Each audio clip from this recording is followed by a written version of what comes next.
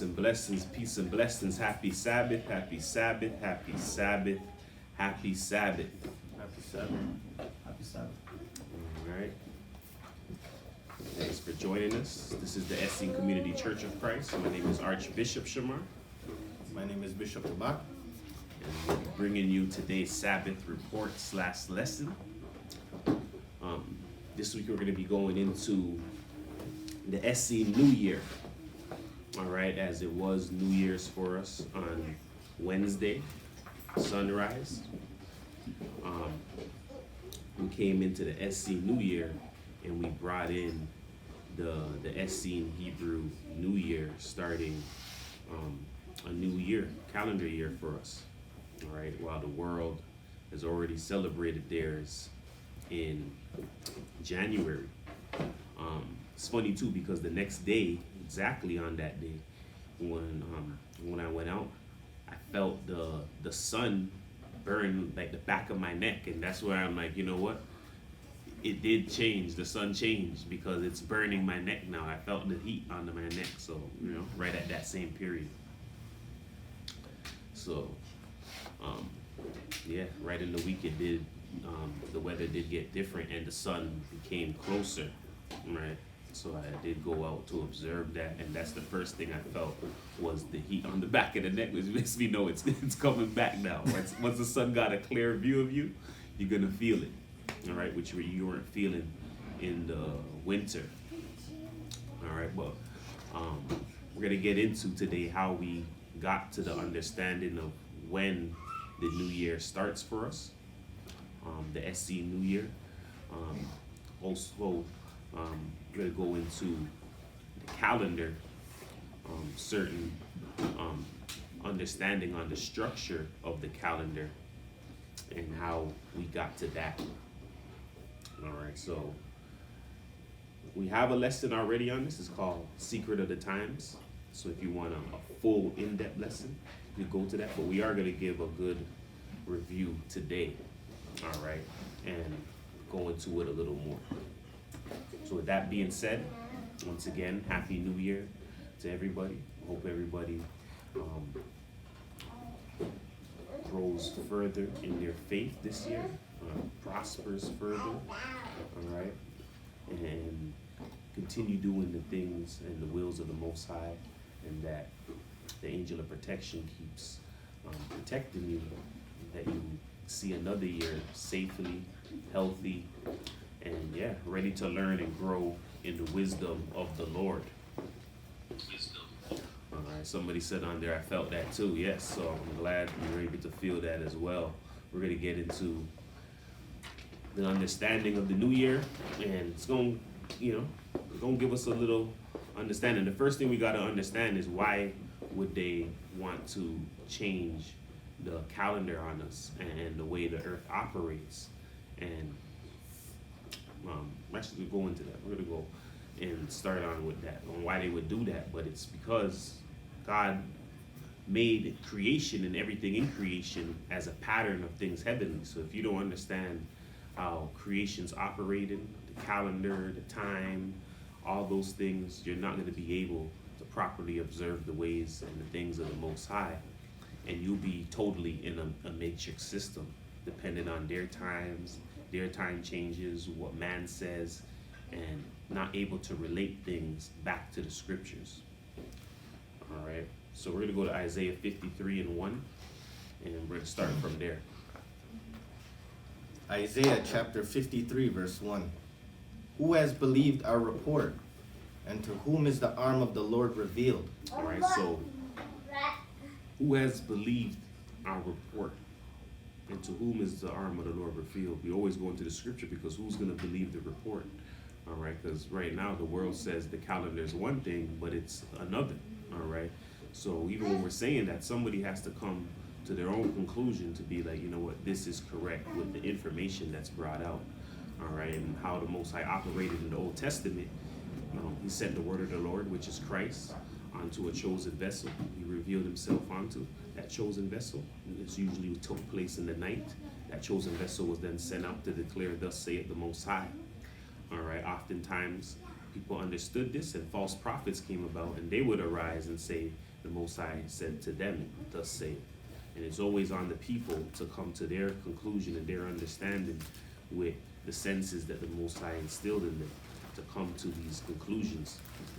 All right, so with that being said, we're going to go through the scriptures and ensure that they're interpreted and taught correctly.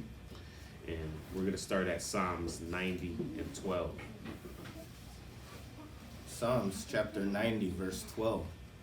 So teach us to number our days, that we may apply our hearts unto wisdom. All right, so teach us to number our days, that we may apply our hearts unto wisdom. All right, we're going to go also into that scripture in the Septuagint. Give us that real quick. This is out of the Septuagint, Psalms chapter 90, verse 11. Who knows the power of thy wrath, and who knows how to number his days because of the fear of thy wrath? So manifest thy right hand, and those that are instructed in wisdom in the heart. All right. So who knows the power of thy wrath? Who knows how to number his days because of the fear of thy wrath? All right. So to be able to properly number your days, especially your own days, make sure you're getting things done, because you never know when you can go, and the fear of the Lord that could be upon an individual. All right. But also knowing, especially when people are in jail, the first thing that people do is number their days. All right. So anyone who's watched a prison show or whatever would see that their whole focus, when you know that there's a date that you're waiting on, is to mark on the calendar, number those days, know what you're coming. They prepare for those days. They do all types of things in these movies to know what that date is coming, their release date, whatever it may be. All right.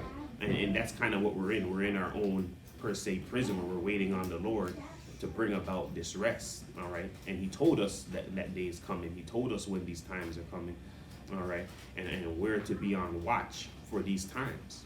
All right. So people who's in prison, they do the same thing. One of their most important things is the calendar, and marking and numbering the calendar and the days. All right. Especially if they know the day, or they'll figure it out. They mark it down. They know exactly when it's going on. But the calendar is their focus, and the counting down of those days. All right. And this is what the Lord's telling us to do. All right. So manifest in thy right hand, and those that are instructed in wisdom in the heart. All right. So not everybody is able to number these days and get the proper understanding on them. All right. But it's only those in wisdom. All right, and we're going to show that. So we're going to go to Wisdom of Solomon 7:16. Wisdom of Solomon, chapter 7, verse 16. For in his hand are both we and our words, all wisdom also, and knowledge of workmanship. For he has given me certain knowledge of the things that are, namely, to know how the world was made, and the operation of the elements, the beginning, ending, and midst of the times, the alterations of the turning of the sun, and the change of seasons, the circuits of years, and the positions of stars, the natures of living creatures, and the furies of wild beasts, the violence of winds, and the reasonings of men, the diversities of plants, and the virtues of roots, and all such things as are either secret or manifest, them I know. All right, so for in his hands are both we and our words, all wisdom, also knowledge of workmanship. All right, for he has given me certain knowledge of things that are, namely, to know how the world was made, the operations of the elements, the beginning, the ending, the midst of the times, the alterations of the turning of the sun, the change of seasons. All right, these things he knows because Solomon was given wisdom. All right, so wisdom from on high revealed these things to Solomon. All right, so the wisdom of God is what will give you the proper understanding on the structure, on the beginning of time, the midst of times, the alterations, the turning of the sun, the change of seasons. All right, and by the grace of the Most High, he's bestowed that understanding on the church. All right, so we're going to go into that. We're going to go into the beginning. We're going to go right to Genesis 1:1. All right, and give us that. Genesis chapter 1, verse 1. In the beginning, God created the heaven and the earth. And the earth was without form and void, and darkness was upon the face of the deep. And the Spirit of God moved upon the face of the waters. And God said, "Let there be light." And there was light. And God saw the light, that it was good. And God divided the light from the darkness. And God called the light day, and the darkness he called night. And the evening and the morning were the first day. All right, so the first thing we're going to get out of this is understanding, especially in this world, the separation of day and night. All right, and what constitutes a day. All right, so this scripture here is where many people go off, and where he says an evening and the morning were the first day. They tend to say that evening brings in the day. It's evening and morning that makes a full day. All right, and when that's inaccurate. All right, as we're going to show, it's telling you that it became evening. All right, and then morning came, and then that finished the whole day. All right, so day was first, then it's evening. The evening finishes, we get to the morning, and we're at the first day now, the completion of the first day, which starts the second day. All right, and then on the second day, he begins telling you what he's doing on the second day. All right, so give us verse 6. Verse 6. And God said, "Let there be a firmament in the midst of the waters, and let it divide the waters from the waters."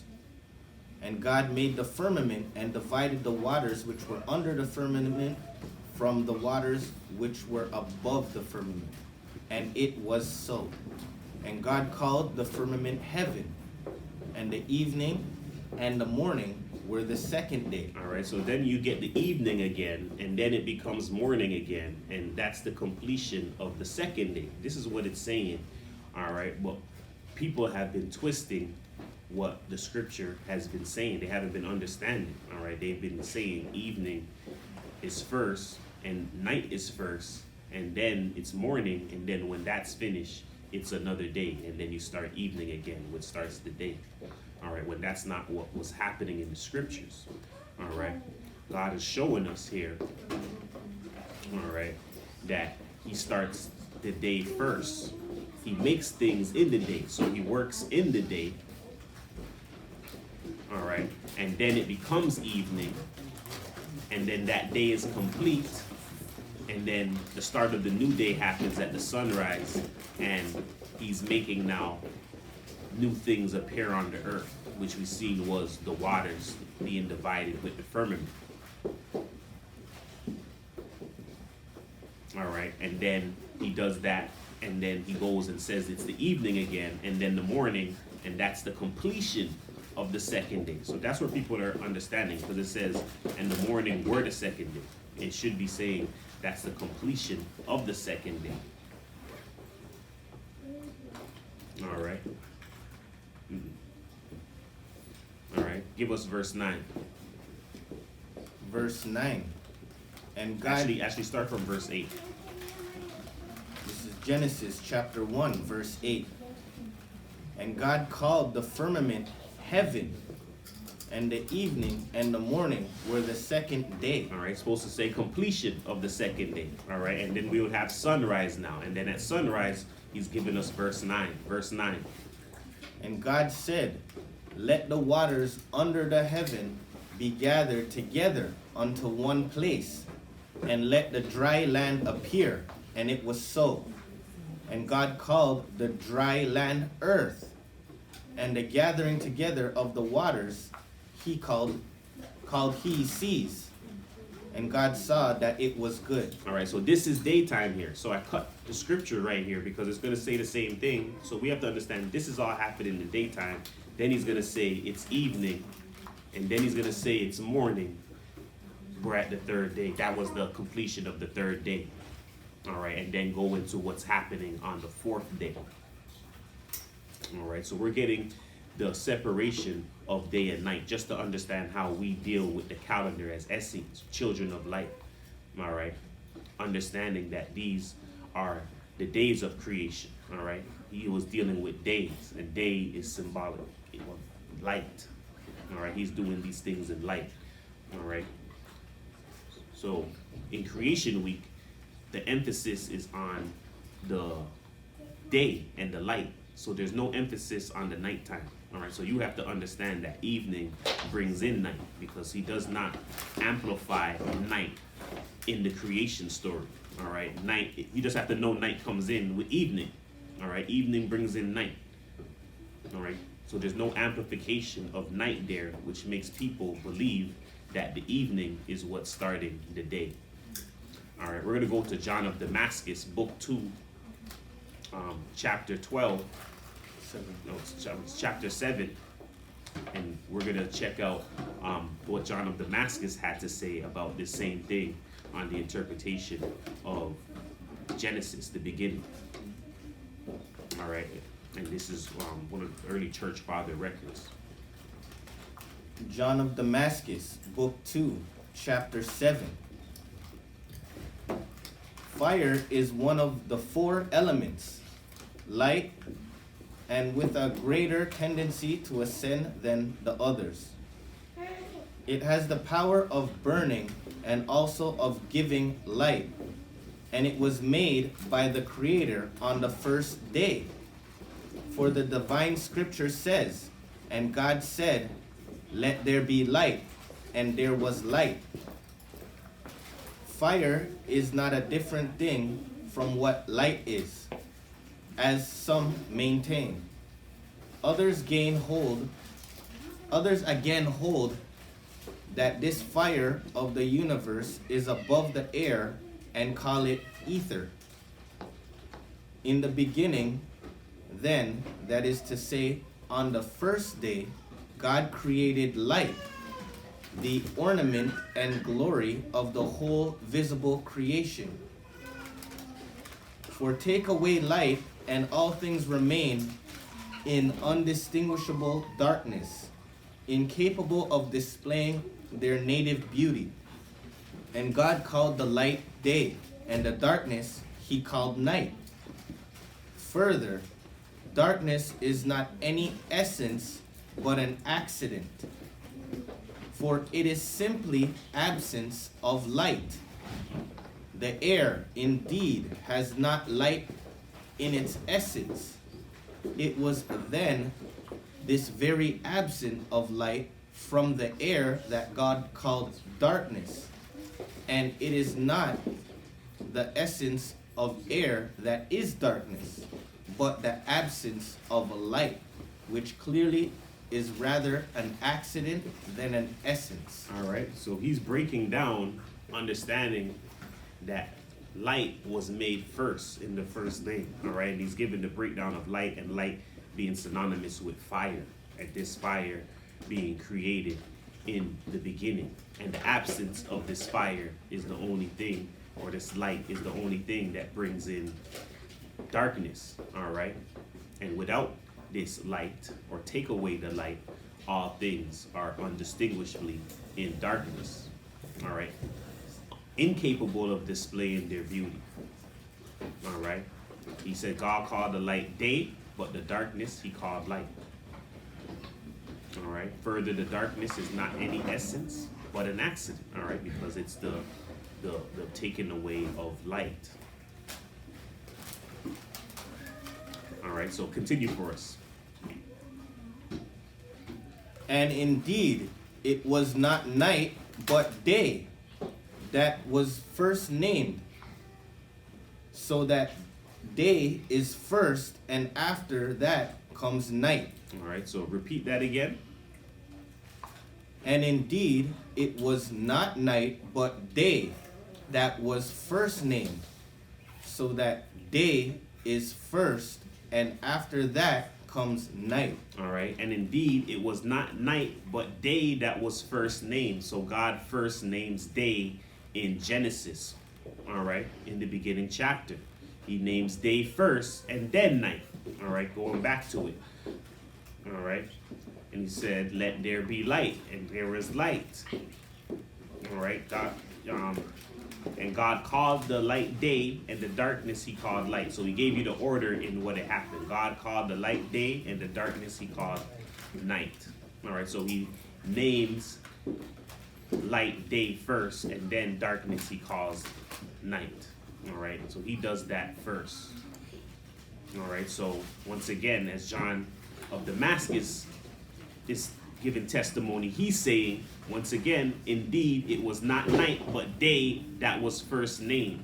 So that day is first, and after that comes night. All right, and then that constitutes a full day. All right, so first it's us as Hebrews, we were dealing with the sundown. So many people, especially who deal with the scriptures, who say they study the scriptures, deal with sundown to sunrise. All right, that's how they bring in their days. When the sun goes down, it's a new day for them. All right, which this is inaccurate. Then we have people of the world who use the regular calendar, and they're starting their day at 12 a.m.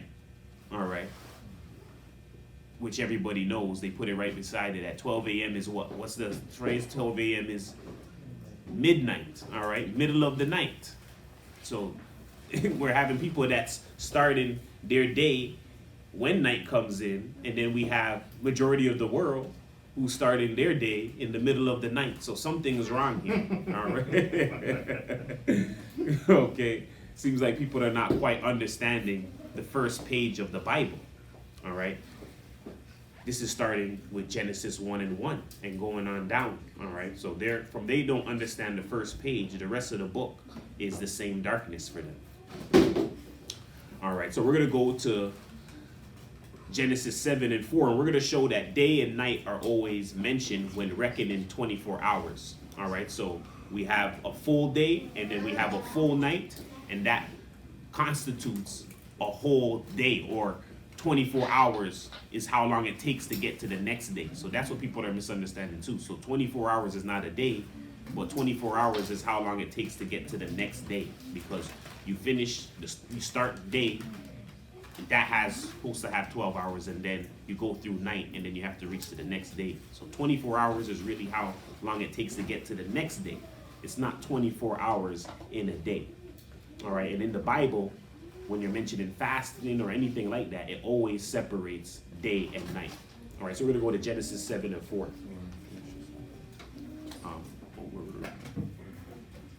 Okay, yes, finish that off for us. Sorry, we're still in John of Damascus. Finish off John of Damascus for us. Night therefore follows day, and from the beginning of day till the next day is one complete period of day and night. For the scripture says, and the evening and the morning were one day. When therefore in the first 3 days the light was poured forth and reduced at the divine command, both day and night came to pass. But on the 4th day God created the great luminary, that is the sun, to have rule and authority over the day, for it is by it that day is made. For it is day when the sun is above the earth, and the duration of a day is the course of the sun over the earth from its rising till its setting. All right, so it shows you there. All right, for it is day when the sun is above the earth. The duration of the day is a course of the sun over the earth from its rising till its setting. That's the course of a day. The course of the day always constitutes with the sun. If there's no sun outside, it's no day, and the day is over, and we're in night. Night is its own period. We have to make a separation from day and night, because separation of day and night is separation of good and evil. All right, you mix in day and night, you start to get twilight, which is a period of, mixture of day and night, good and evil. All right, so continue for us. And he also created the lesser luminaries, that is, the moon and the stars, to have rule and authority over the night, and to give light by night. All right. And then he created the lesser luminaries, the moon and the stars, and those have rule over the night and to give light by night. All right, so we're going to go into Genesis 7 and 4, and we're going to get into the separation of day and night shown in scriptures. All right. Genesis chapter 7, verse 4. For yet 7 days, and I will cause it to rain upon the earth 40 days and 40 nights, and every living substance that I have made will I destroy from off the face of the earth. All right, so when God was saying he's going to cause it to rain, a continuous period, so this was continuous, non-stop rain, he had to make mention that it's going to be for 40 days and 40 nights, because it's going to be raining in the day, and it's not going to stop. It's going to rain through the night, and it never stopped at all, so it's a complete 40 days, 40 nights. All right, the same thing happens when people are fasting, all right, because you're fasting for those whole periods. You have to make mention of the period of day and night with the fasting as well. All right, so with the continuous rain, God had to mention 40 days, 40 nights. You know who also mentions that? Days and nights? The hotels, because they want to charge you. All right, so they're going to separate day and night because you're going to pay for that night and you're going to pay for that day. All right, so when you on your vacation, you know how much days and nights you spend on vacation. All right, because you might be there 6 days. All right, or you might be there 6 days and you're there 7 nights. All right, or you're there 6 days and you only spent 5 nights. All right, but you're gonna know the difference. All right, because they're gonna put that in the bill. All right, people kind of don't know because when you wake up, they give you a break period. All right, because they don't tell you to get out at sunrise. All right, they tell you to get out at 11 o'clock, 10 o'clock. All right, and they don't constitute that as you staying the whole day. But really and truly, they should be taking you out from the morning. All right, from the break of day. All right, so these are the times where they like to make mention of the day and night, the separation. All right, so God makes mention of it when there's a continuous period of something, which could be fasting, or in this case, it continuously rained and didn't stop for 40 days and 40 nights. Or you're on vacation in the world where it comes to commercial and they want to charge you, they bring that up now. But the calendar is not based on, they don't separate that in the calendar, all right? In the worldly calendar, but they do it for business. All right, because they want to charge you. So we're at Exodus 24 and 18. Exodus chapter 24, verse 18. And Moses went into the midst of the cloud and gat him up into the mount. And Moses was in the mount 40 days and 40 nights. All right, so Moses was in the mount 40 days and 40 nights. So he was up and he was continuously up there and never came down. So another mention has to be made of day and night. All right, so whenever it's continuous, they have to make mention of day and night because they're separate periods. All right. So give us Jonah 1 and 17. Jonah chapter 1, verse 17. Now the Lord had prepared a great fish to swallow up Jonah, and Jonah was in the belly of the fish 3 days and 3 nights. All right, so Jonah was swallowed up in the belly of the fish, and he had to be in there 3 days and 3 nights, another continuous period, all right, where they're showing you the separation of day and night. All right, so day and night doesn't make one day, all right? Day and night does not make one day, all right? But it takes day and night to reach to another day because night is the separation of days. If there was no night, we would forever be in day, all right? So it's the separation. Same on the checkers board, the chess board, all right? If it was all the white color, there would be no other move for the other individual, all right? It's showing you that there's separation, all right? The black separates the other marker on the board, all right? And that's the same thing as day and night. All right. Without night, there's no separation of day. So night separates our days. All right. So when we're speaking on days, we have to look at night as a separator. All right. It separates days for us. So without that, we wouldn't have another day. And that's what the kingdom is. The kingdom has no night. All right. So it's forever day. All right. So we're going to go to Exodus 16 and 19. Exodus chapter 16, verse 19. And Moses said, let no man leave of it till the morning.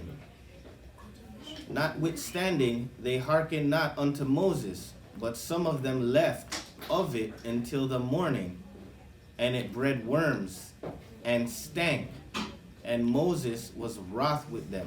All right, so here Moses is showing the children of Israel how to observe the Sabbath, and he's showing them how to put up food for the next day. All right.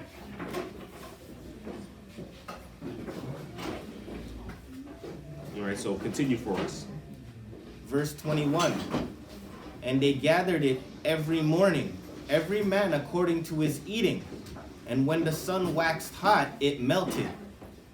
And it came to pass that on the 6th day they gathered twice as much bread, 2 omers for 1 man. And all the rulers of the congregation came and told Moses. All right, so Moses, the days are passing, and every day the food was not to be left till the morning, and they're leaving it till the morning, and it was stinking. And he was doing this because it was coming to the Sabbath, and he's trying to show them what he's going to do for them on the Sabbath. All right, so on the Sabbath, which is on the preparation day, which is the 6th day, he tells them to gather twice as much of the bread. All right, and he's going to show them this. So Moses is telling them to do this. So continue. Verse 23. And he said unto them, this is that which the Lord has said. Tomorrow is the rest of the holy Sabbath unto the Lord. Bake that which ye will bake today, and seeth that ye will see it, and that which remaineth over lay up for you to be kept until the morning. And they laid it up till the morning, as Moses bade, and it did not stink, neither was there any worm therein. All right, so he told them to bake what they're supposed to bake, all right, and leave it over up until the morning for the Sabbath. All right, so he's preparing this for the Sabbath, and they laid it up till the morning, and they see that it did not stink, neither was there no worms in it. All right, so continue now. Verse 25.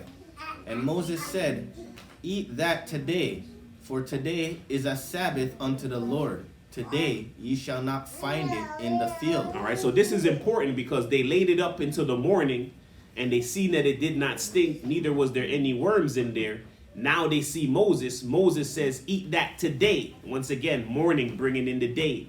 For today, all right, which is the morning. Today, which is the morning, starting of the morning, is the Sabbath. Today you shall eat this. You shall not find it in the field. Verse 26. 6 days shall ye gather it. All right, 6 days, going back to the period of day now, going back to creation, going back to Genesis 1 and on down, speaking on the first day. 6 days. All right, you shall gather it. All right, but on what? But on the 7th day, which is the Sabbath, in it there shall not be none. All right, so in it there shall be none. On the 7th day, they weren't going to go into the field and do anything. All right, they were going to now eat this. And this is what Moses was showing them with the bread. All right, so the other 6 days, which were a period of light, they were gathering it. Moses showed them that it's not going to stink in the morning. And the Most High was making this happen so that they understood what a day is. This is why God's doing this, making it stink, all the stuff there, because he's putting emphasis on the Sabbath, because these people love food. So he's making them sure that they understand by making them see when your food is not going to stink. All right. And it's not stinking because it was stinking all the other days when it reached the morning. All right, but on the Sabbath day, it didn't stink for them. All right, so they should be understanding and remembering the Sabbath day. Remember the Sabbath day. All right, remember the period of day for the Sabbath. All right, and not what the Hebrews and people are doing now, which they're bringing in the Sabbath in the morning. I mean, in the night, in the evening. All right, so God is doing this in the Old Testament to show a clear separation of day and night. All right, continue for us. Verse 27. And it came to pass that there went out some of the people on the seventh day for to gather, and they found none. All right, so some of the people are going out on the seventh day now. When he told them, hey, it didn't stink this day, you don't need to go out and gather any because you have enough and it didn't stink. There's no worms in the stuff. All right, so you don't need to gather any on the seventh day. All right, but they went out. All right, continue for us. And the Lord said unto Moses, how long refuse ye to keep my commandments and my laws? See, for that the Lord has given you the Sabbath. Therefore he giveth you on the sixth day the bread of 2 days. Abide ye every man in his place. Let no man go out of his place on the seventh day.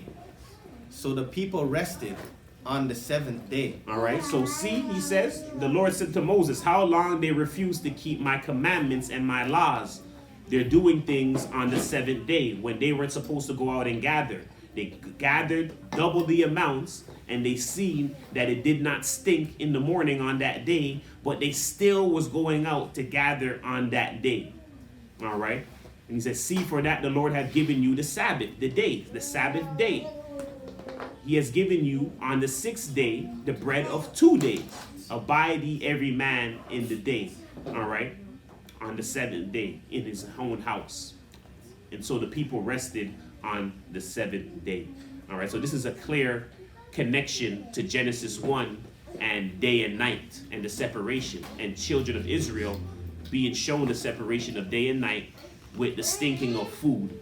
And the food was stinking every morning, and they seen that on the sixth day they gathered up twice as amount, and on the seventh day they didn't need to work to get any. All right, they are to rest and enjoy the Sabbath, but they still wanted to go out and get more. All right, so we're going to go for a case for the 12-hour Sabbath. We're going to look at more understanding concerning the 12-hour Sabbath, or the day Sabbath.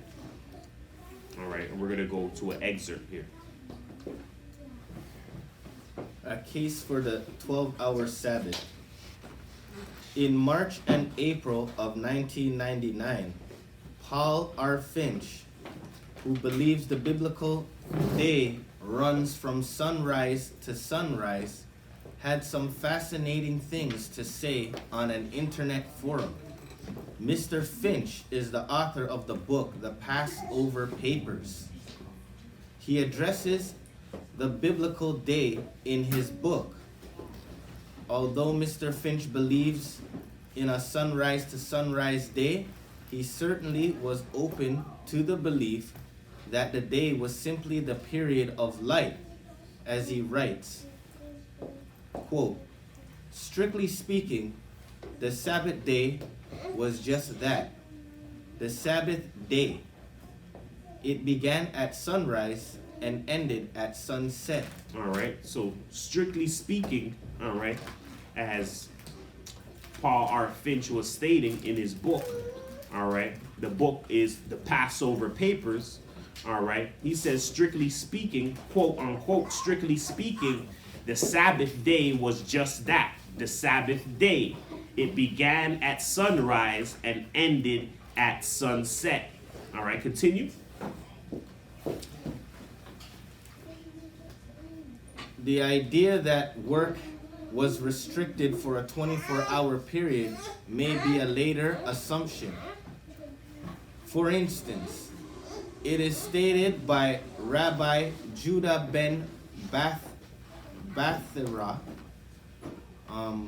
quote, from the wording of the commandment observed the Sabbath day it follows that it applies to the day only. Whence therefore do we include the night? This is taught by the additional phrase, to keep it holy. Why does it say the day? Because the day commands more respect than the night. All right. So they show you here, all right, that it applies only to the day, all right. The idea that work was restricted for 24 hours was a later assumption, because now in modern day time they have light outside, all right. In the islands, there's no working in the nighttime outside, all right. There's no construction in the nighttime outside, all right, because they don't have the lighting that we have over here, all right. This is new lighting. When night is here, there's no work in the night, all right. Furthermore, there is not even no traveling in the night. You're not even going to travel because you can't see either outside, all right? They've given you now roads that are lit up that you could travel outside in the night and drive your car and not run something over, all right? So these things wasn't happening back then, all right? So it applies only to the day, all right? And also the additional phrase, to keep the Sabbath holy, is to keep the day holy, because the day needs more respect than the night. All right, and that's clear. So we're going to go to Isaiah 5 and 20. Isaiah chapter 5, verse 20. Woe unto them that call evil good and good evil, that put darkness for light and light for darkness, that put bitter for sweet and sweet for bitter. All right, so woe unto them. All right, and this is a clear another thing. Woe unto them that call evil good and good evil, that put darkness for light and light for darkness. All right, so woe unto them that are saying it's a new day when it's night. All right, when the evening just came in. Woe unto them that's saying it's a new day at 12 a.m. in the middle of the night. All right, which people of the world are even worse off than Hebrews.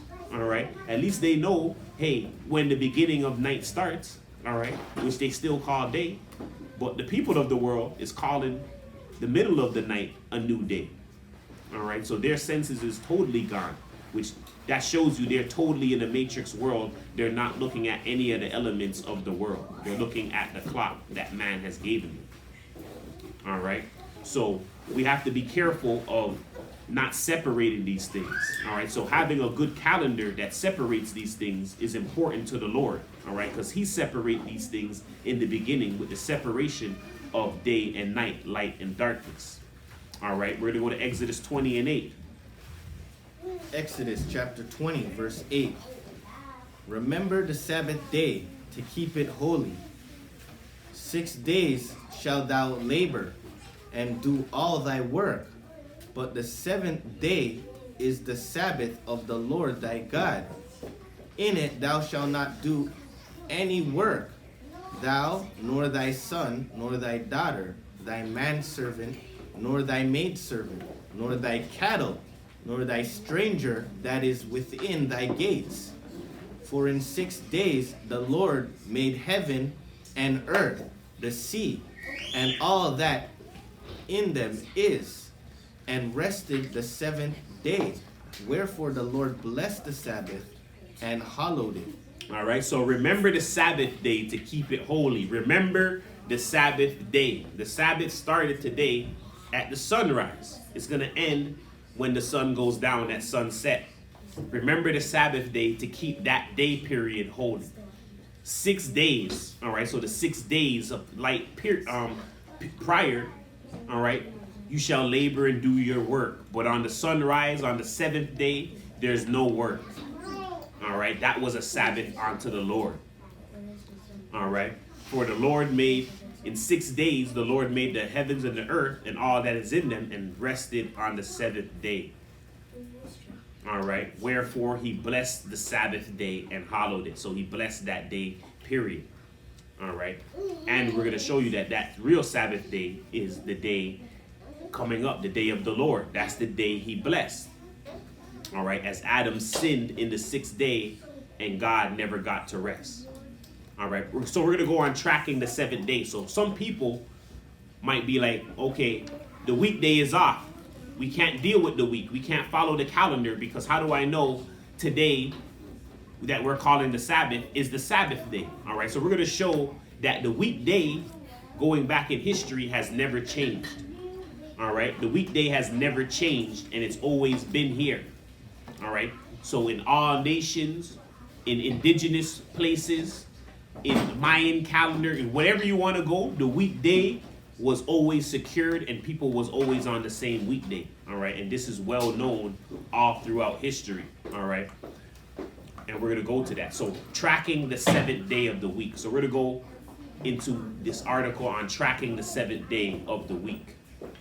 One of the most striking collateral confirmations of the Mosaic history of the creation is the general adoption of the division of time into weeks, which extend from the Christian states of Europe to the remote shores of Hindustan, and has equally prevailed among the Hebrews, Egyptians, Chinese, Greeks, Romans, and northern barbarians, nations some of whom had little or no communication with others, and were not even known by name to the Hebrews. All right, so it shows you one of the most striking collateral confirmation of the Mosaic history of creation is the adoption of the division of time into weeks. So every nation, every culture, tribes, they all divided their times into weeks. All right, these weeks always had 7 days. All right. And this was known in the Christian states of Europe. So as we're seeing Europe, all those places that are Christianized now, it's known over there. It was known among the Hebrews. It was known among the Egyptians. It was known in the Chinese culture. It was known in the Greek culture. It was known in the Roman culture. It was known by northern barbarians. So even where barbarians were at and they had a calendar, they separated and divided their days into weeks. All right. And nations who the Hebrews didn't even know by name, them too had their time divided into weeks and days. All right, with the 7 days, with the same order on the same days. All right, continue for us. In the official language of nations, report on the reform of the calendar published at Geneva, August 17, 1926, are the following representative statements by noted astronomers. The week has been followed for thousands of years and therefore has been hallowed by immemorial use. By Anders Donner. The report, page 51, Donner had been a professor of astronomy at the University of Helsingfors. All right, so Anders Donner says the week has been followed for thousands of years. All right, therefore has been hallowed by immoral use. All right, immemorial use. All right, immemorial use. All right, so the week has been followed for thousands of years. All right, the week, which is always 7 days, has been followed for thousands of years in the same exact way by all different cultures. There's never been a culture that's known to have different week. There's no different weekdays for any other culture. If you can go challenge yourself, find one and bring it to challenge this statement. All right, as many have. All right, continue. Quote from Edward Bellad.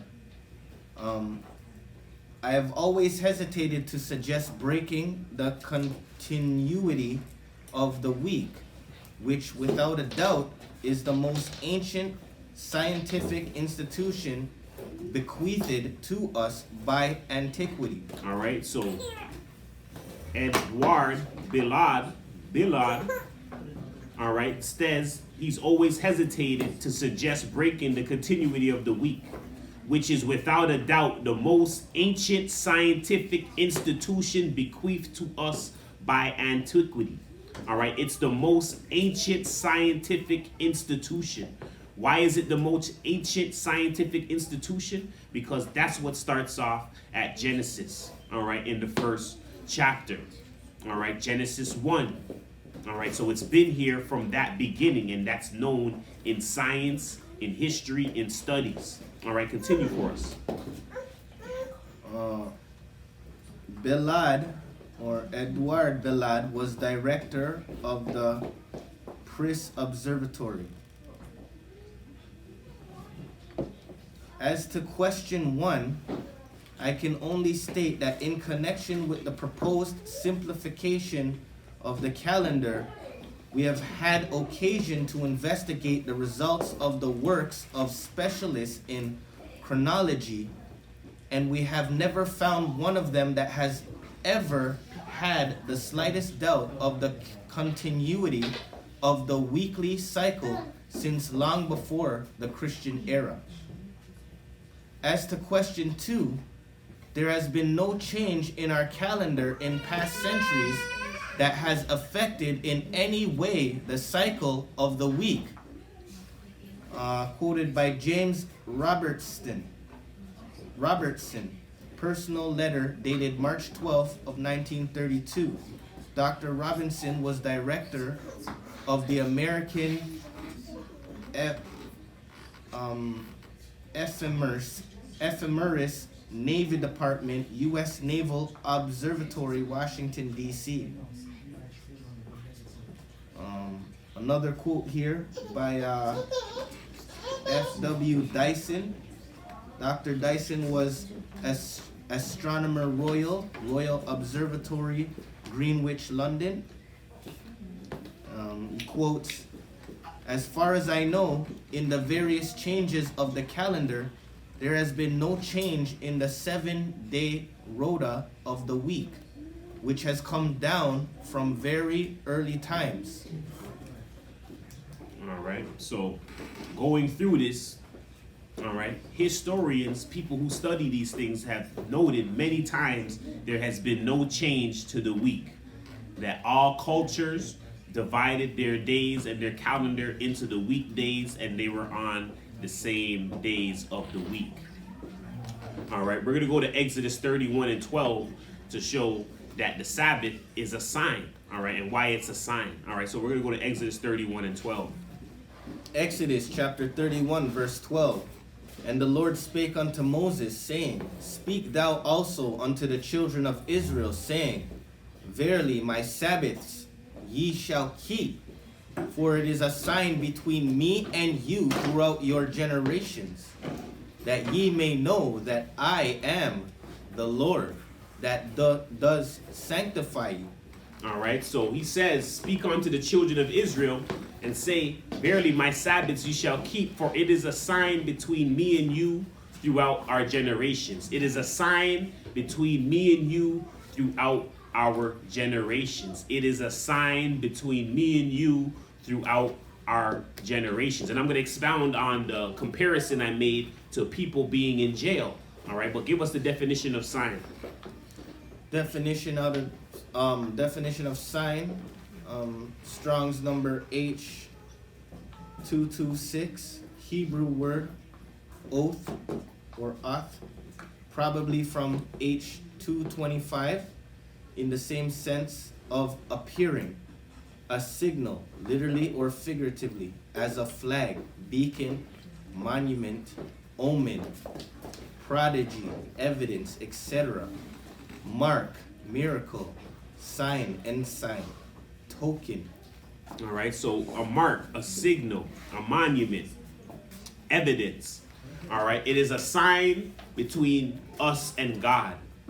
All right, so he says that we shall keep this sign through generations. All right, and the reason why, going back to the calendar, if you're in jail and you have a release date and you know that, and the reason why he's saying we have to keep it from generation to generation is because our marker is the Sabbath day, which is when Christ comes, which is the 7th day, the 7,000 year, the 1,000 year rest.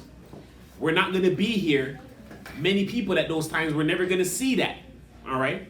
So, but they're in jail waiting. They're to acknowledge on their calendar every time the foreshadowing of that day would come around. So every time on their calendar, they were to mark down all those Sabbaths because they're waiting on the great Sabbath. So this is a thing he was telling all our generations to do, because during this period of waiting, once again, using the jail comparison, they mark down all these important dates. And God is telling us to mark down all these Sabbath days, because that marks the end of the week. That's the day that he hallowed, and we're waiting on the great Sabbath day, all right, which is the 1,000-year rest. So this is why it's a sign between him and his people, because if you're waiting on that, then you're going to be doing what people do when they're waiting on their stuff. In jail, I told you, they waiting on their release date. They're making note on the calendar, marking it down, and knowing that these days are coming around. If you ever watch jail movies, they know that that release date is there. They start shaping up. They start getting ready for that time. Like, oh, I'm about to be on the road. I'm about to, I'm going out in the world. And you know what I mean? It's been 30 years, been how long? And they preparing themselves for that time there. All right? So God was telling us to do that through our generations, because some people might, or they definitely were not going to see that time, but they're still on the calendar. And as God showed us, we got to mark our days down. And they were marking down every Sabbath that came around, acknowledging that waiting period of time that God told them to acknowledge. All right, so yes, the calendar has changed sometimes. So the day of the month has changed. So you woke up and it was another day of the month, but it never was another day of the week. And that's what I'm going to bring here, that's the only changes that happen. So sometimes in history, they told people you're going to wake up today and it's now this date, a different date now. All right, but it's still on the same weekday. They never changed the weekday, none of that. They just changed the day. And we're going to go into those times where that happened, all right, in this article. Historical history on changes to the calendar. In October 1582, Portugal, Spain, and Italy began to use of this new calendar, which included leap years. All right, so Portugal and Spain and Italy began the use of a new calendar, which was bringing in leap years. All right, this was October 1582. Continue. This meant that for these three nations of Europe, the year 1582 was 10 days shorter than the calendar of the other nations of Europe. But all during this year, and in the years before and afterward, the weekly cycle never changed, as a nation after nation gradually changed over to the new calendar. In September 1752, England finally made the changeover to the new leap year calendar. This meant that for this important nation of Europe, the year 1752 was 11 days shorter than the calendar of the other nations. But all during this year and in the years before and afterward, the weekly cycle never changed, as nation after nation gradually changed over to the new calendar. All right, so they're showing you when they're bringing in the new leap year calendar and the nations were changing over, they would change over, but the weekly cycle never changed. All right, they never interrupted the weekly cycle ever. That's never been interrupted in history. All right, not even a thought to interrupt that. All right, continue for us. Between 1582 and 1752 and down to 1919, all the nations of Europe gradually changed to the new calendar. But all during these 337 years, everyone had the very same days of the week. The inhabitants of Spain who retired to sleep on Thursday, October 4th, awoke the next morning on Friday, the 15th. All right, so here's the example. So all during the 337 years, everyone had the same days of the week, even though they were changing over and might not have been on the same calendar at that time. They always had the very same days of the week.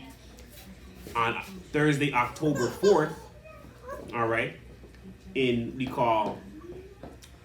on Thursday, October 4th, the inhabitants of Spain woke up the next morning on the Friday, and it changed from the 4th to the 15th. All right, so they're showing you examples of when there was changes to the calendar. They added some days or whatever, but they never changed the weekdays. All right, they went to sleep on the 4th.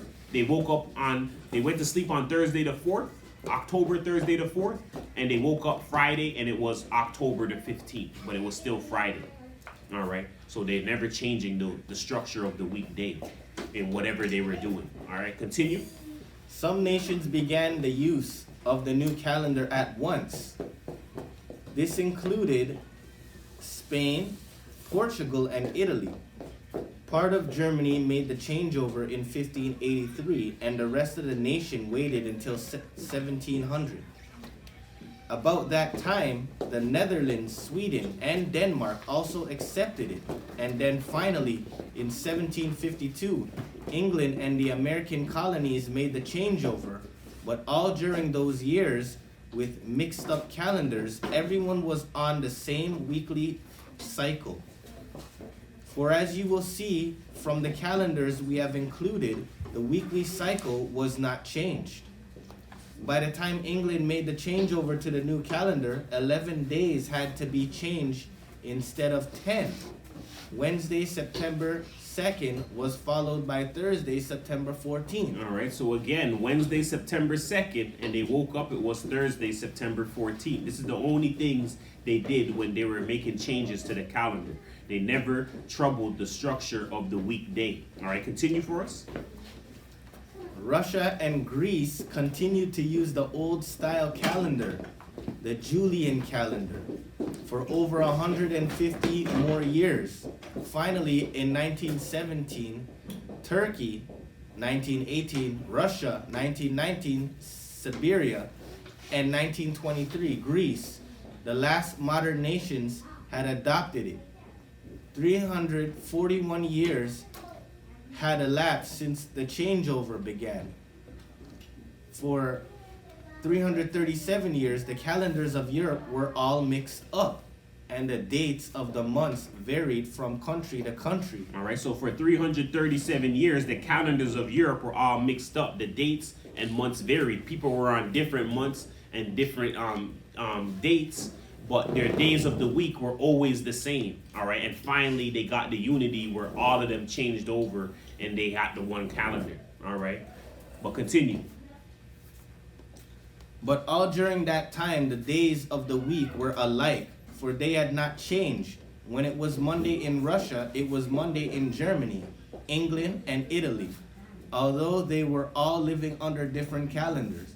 When the 20th century began, Sabbath in Russia was the same as Sabbath in England, although the dates were 14 days apart. All right, so when the 20th century began, the Sabbath in Russia, all right, was the same Sabbath in England, although the dates were 14 days apart. So they were 14 days apart on where they were on their calendar, but they were on the same exact day of the week, and it was Sabbath for them at the same time. So none of that ever changed, just to always bring to notice to anybody, because that's the first thing that will creep into somebody's mind. How do we know that today is the Sabbath? How do we know it's really this week right now? All right, and it's easy to know because there's no historical change ever to be noted in history of the change of the day and structure of the week. And that's what we're showing here before we go further. All right, but continue.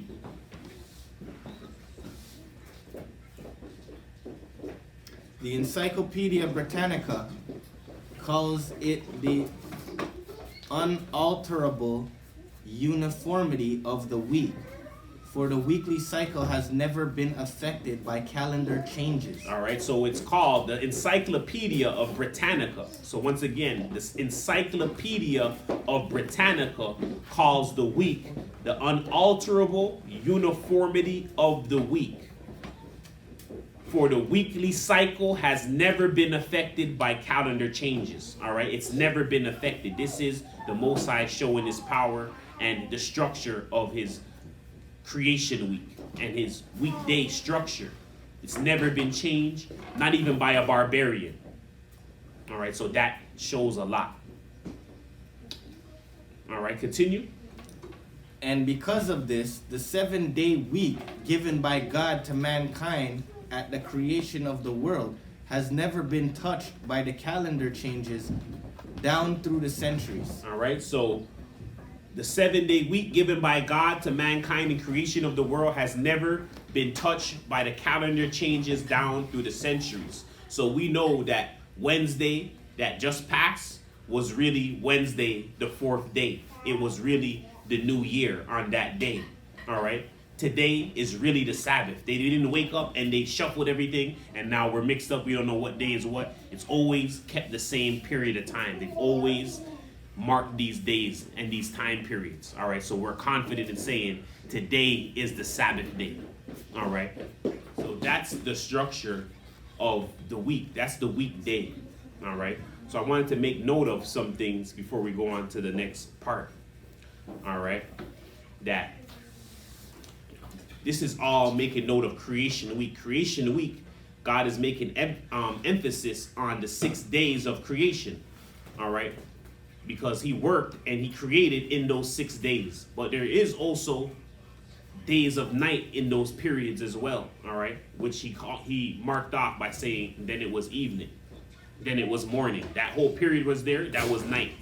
All right, but he doesn't emphasize that period. He just says that was evening and then that was morning. That whole period that he just spoke about was the whole night period. All right. And we have Adam who sinned in the 6th day. All right, so we're going to go, you know what, let me go to Genesis 1. Go back to Genesis 1. We'll start there. Genesis chapter 1, verse 26. And God said, let us make man in our image, after our likeness, and let them have dominion over the fish of the sea, and over the fowl of the air, and over the cattle, and over all the earth, and over every creeping thing that creepeth upon the earth. So God created man in his own image. In the image of God created he him. Male and female created he them. All right. So he created man in this 6th day. All right. Created man, male and female. All right. Continue reading to the whole chapter, the rest of the chapter first. And God, verse 28, and God blessed them. And God said unto them, be fruitful and multiply and replenish the earth and subdue it, and have dominion over the fish of the sea, and over the fowl of the air, and over every living thing that moveth upon the earth. And God said, behold, I have given you every herb bearing seed, which is upon the face of all the earth, and every tree in the which is the fruit of a tree yielding seed. To you it shall be for meat. And to every beast of the earth, and to every fowl of the air, and to everything that creepeth upon the earth, wherein there is life, I have given every green herb for meat. And it was so. And God saw everything that he had made, and behold, it was very good. And the evening and the morning were the 6th day. All right, so then it was evening, then it was morning. All right, and that became the full period of the 6th day. All right, and went here because a lot of people like to connect the next scripture in Genesis 2 to this one.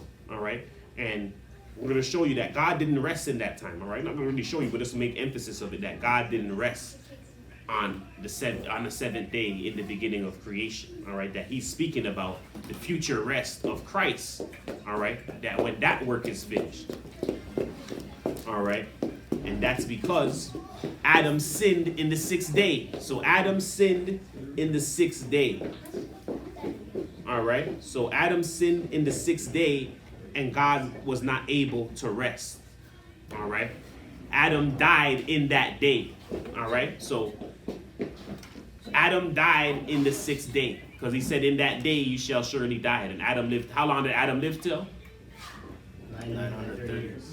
All right, 930 years. So he didn't even live to 1,000 years. So he didn't make it to the next day. At no time during that period was God resting, all right? Because God was with Adam in the garden. He was going around with him, and after that, mankind fell into sin and all the things that was happening, all right? So Adam ended up dying within that 1,000 years. So we never reached to 1,000 years yet. And all the history on the earth that was happening, it was beginning to happen in Genesis, all right?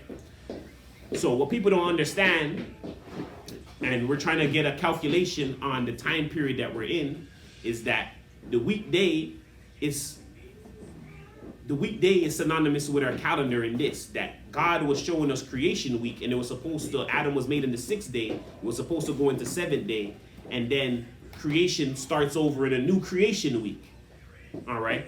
But Adam sinned in the 6th day and died, and we had to reach to the 7th day, which happens after Adam dies, and then we have to get back again to the Sabbath day, all right? Because we never got to rest on that Sabbath. We have to reach again and start the earth cycle, all right? The 7,000 years, we have to go again and reach up to that Sabbath day again, which we're waiting on, all right? So,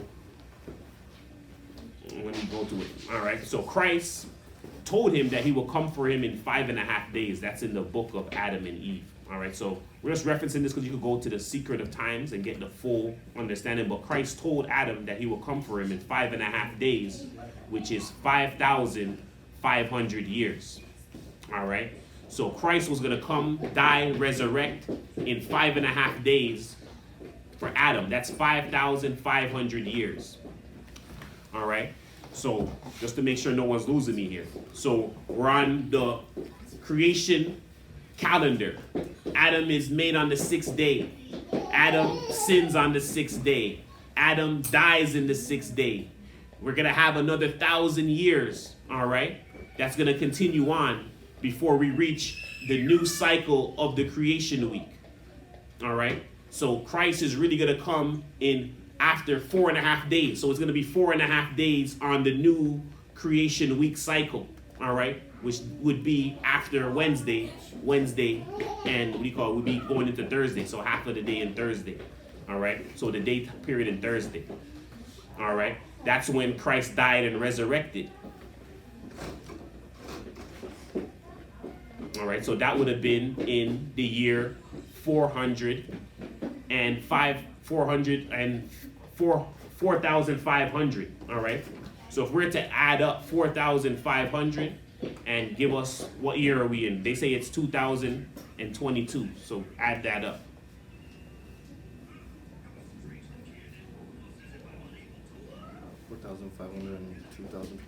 Yeah, 4,500 and 2022, all right? Because Adam, once again, died on the 6th day. He's going to be saved in 5.5 days, which is 5,500 years. Christ would have died exactly on the 5,500th year and resurrected to save Adam in the bosom, all right? And that would be 4.5 days on the new week, because that 7th day on the week, we still had to live that out. So Adam died in the 6th day. We still have to live out the 7th day, come back now into a new rotation of the creation week cycle. And now will be 4.5 days on that week cycle where Christ would get Adam. All right. So we would know exactly when Christ died and resurrected and got him. All right. And they say it's been 2022 years since then. So give us what time period around it would be. What did it count? What did it say? 6,522. All right, 6,522. So we still would not be at the 7th day. All right, we still wouldn't be at the 7th day. But we do know he says he shortened that day. All right, so he shortened the period. So at any time right now, God can be coming, because he told us he's going to shorten that day. So we're not to expect it to reach to the 7,000 year, and that's where the mystery is on. You don't know when God's coming, because we're not really waiting to the 7,000 year. He shortened the day, and at any time right now, we're already past 6.5. All right, we're already past into the other phase of the day. Half of the day is gone. All right, so we're already close to the 7th day, because we're at 6,522. All right, and one day is 1,000, and half of that one day would be 500. We're at 6.5. He shortened the day. At any time period, he be coming down. All right, just so people know. So I just wanted to run that time period down just so people understand that real quick. All right, was that understandable? Just so everybody knows. Anyone in the chat, anything? Before we move on. Did everybody fully get that understanding there? Even though I get technical based on the numbers there, halfway through the night, the sun's going to start rising. So that's a light period or enlightenment. So Oh yes, yes. So halfway through the night, and if we get even in the Passover times and stuff, Christ does miracles. So he would turn what do you call the period at 12 p.m. to night, or he would turn the daytime into the night period into day. All right, and it happens before. So that was happening also on the Passover. All right, so we're gonna continue. All right, we're gonna go to the Dead Sea Scrolls. We're going to go to fragments of Zadok to show that God shows the Essenes the hidden things. All right, so we're at Dead Sea Scrolls, fragments of Zadok, chapter 5. Dead Sea Scrolls, fragments of Zadok, chapter 5, verse 1. But with them that held fast by the commandments of God, who were left of them, God confirmed the covenant of Israel forever, revealing unto them the hidden things, wherein all Israel had erred, his holy Sabbaths and his glorious festivals, his righteous testimonies and his true ways. All right, so with them, the sons of Zadok, God confirmed the covenant of Israel forever, revealing unto them the hidden things wherein all Israel have erred. So we're seeing where all the nations have erred in their new year, they're starting their new year, the calendar dates, the Sabbath start. We're seeing all of that, and even acknowledging what year or period we're in. All right, they're just telling you 2022. They're not breaking it down fully. All right, but continue for us. And the desires of his will, the which if a man do, he shall live by them. He opened before them, and they dig the well of many waters, and he that despises them shall not live. All right, so they dig the well of many waters. So they were digging the well, and they were getting the law and the understanding. So that's the same thing we did and we're doing to get the understanding of the calendar. All right, so understanding the creation week, understanding a week is 7 days.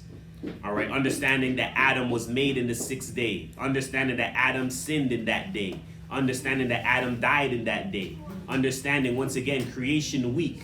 So you're gonna have to finish off the 7th day, understanding that it's 5.5 days that Christ would come for Adam, understanding that after the 1 day on the 7th day, we will have to get to 4.5 days on the new creation week cycle before Christ dies and resurrects and gets Adam. From that 4.5 days on the new cycle, on the new weekly cycle, which is what we call 4.5 days, 4,500 years. That's where we would add now the 2022, which they're saying that's the time since Christ's been on the earth. All right. And that will give us a synopsis of how close we are to the trying times. And then we can understand what they mean by we're in the last days. So the last days started in the 5,000 year, all right? Because you would have 2,000 years left. So we've been in the last days for 2,000 years, all right? That's the last days. The last days is 2,000 years. So people keep saying, you think we're in the last days? You think we're in the last days? I keep having to tell them, the last days been here for a long time. Because if we're looking on the weekly calendar of the earthly cycle, the last day started in the 5,000 year period. All right, so after Christ died, resurrected, all right, that's 4,500 years. It would have took the next 500 years. And then we're in the last days because there's 2 more days and the week is done. All right, so the last days, that's what it means by we're in the last days. So the last days is not just, oh, today, tomorrow's the last day. All right, it's a long period of time. This is 2,000 years. 2 days is 2,000 years. All right, so we're going to go to Sirach chapter 43. And we're going to show that, yes, the moon in the beginning was used to separate the months and the days, all right? But it's no longer a sign for that, and we're going to show that, all right? But they do have it in the scriptures, and this is where people fall and err too by following the moon. So we're at Sirach chapter 43 and 6. Sirach, also known as Ecclesiasticus, chapter 43, verse 6. He made the moon also to serve in her season for a declaration of times and a sign of the world. From the moon is the sign of feast, a light that decreaseth in her perfection. The month is called after her name, increasing wonderfully in her changing, being an instrument of the armies above, shining in the firmament of heaven, the beauty of heaven, the glory of the stars, an ornament giving light in the highest places of the Lord. At the commandment of the Holy One, they will stand in their order and never faint in their watches. All right. So the moon got the structure.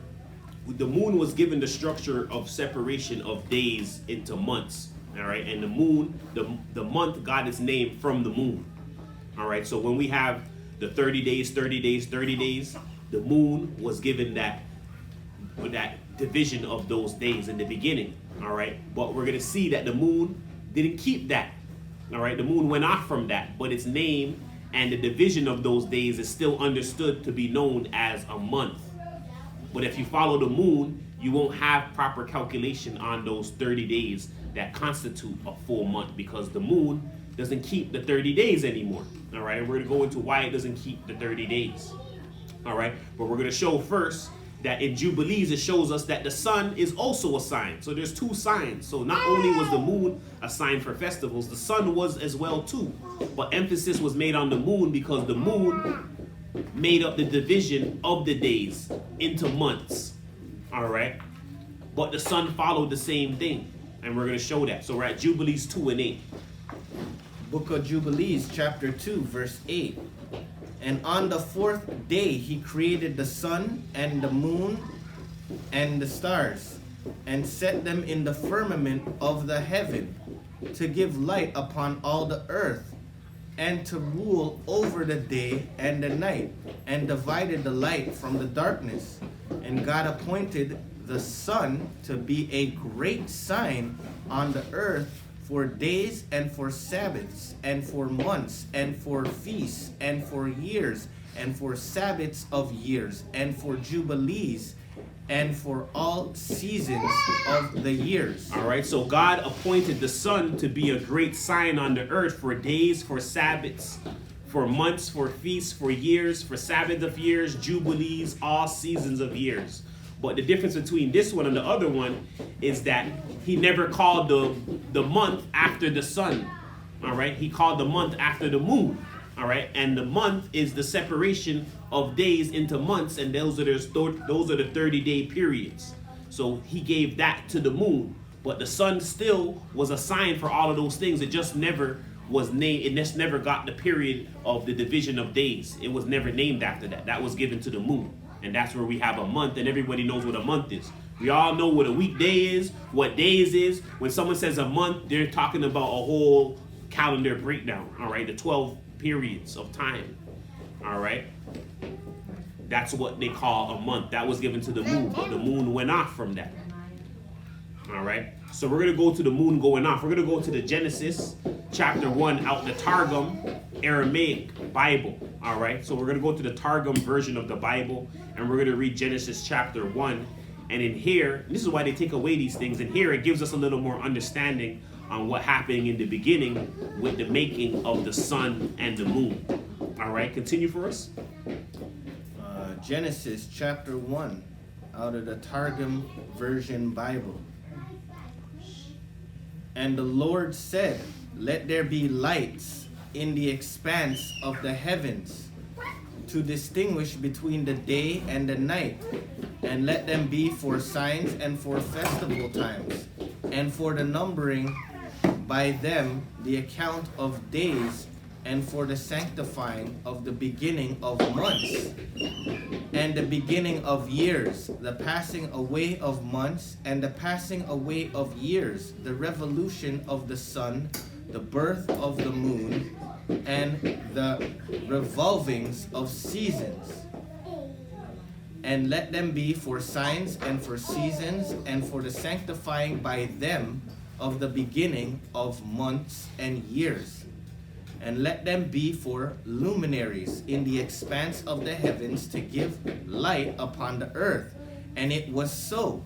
And the Lord made 2 great luminaries, and they were equal in glory, 21 years, less 602 and 70 parts of an hour. And afterwards the moon recited against the sun a false report, and she was diminished, and the sun was appointed to be the greater light to rule the day, and the moon to be the inferior light to rule in the night, and the stars.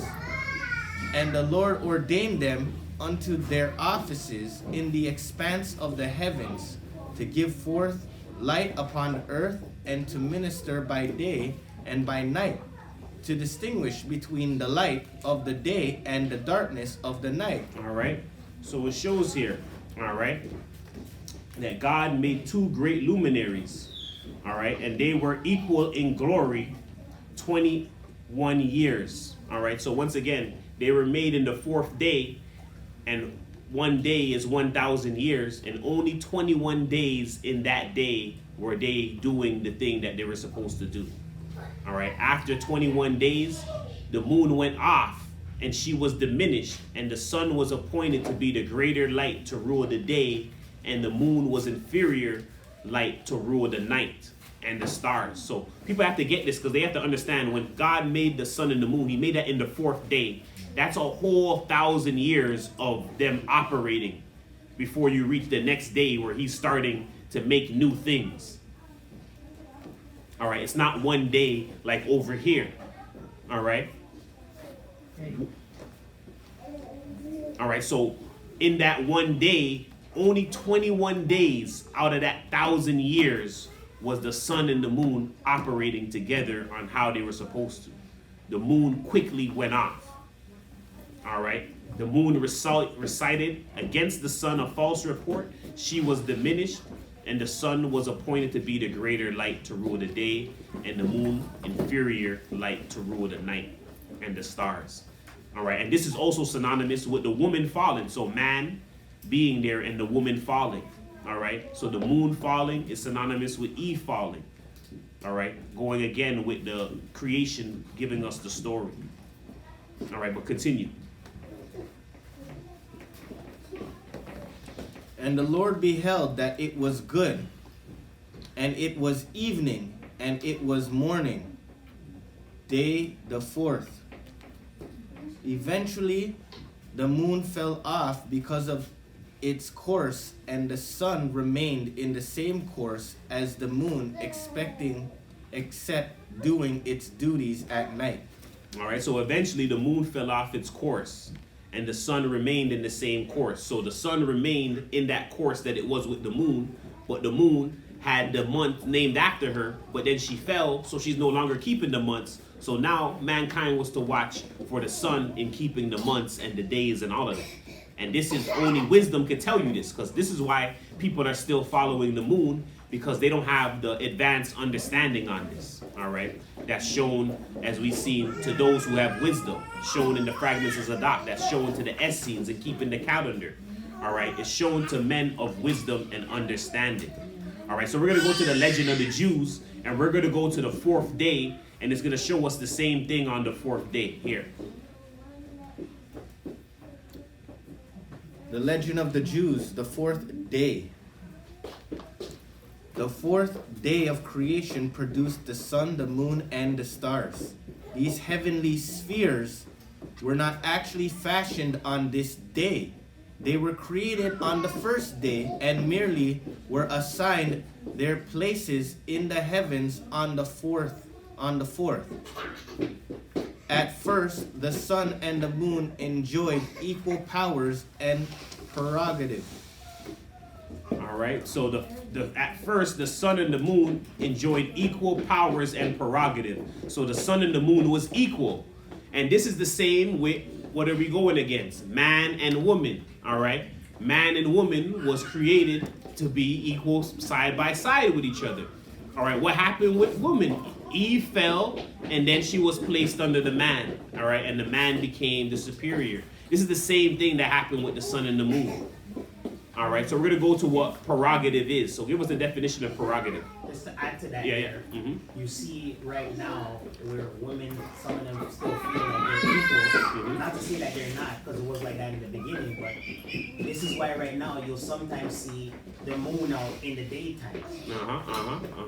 You know, but you'll never see the sun out in the nighttime. Yeah, no, you never see the sun out in the nighttime, but the moon's like, yo, I wanna come in the time of the sun still sometimes. So yes, you do see that. All right.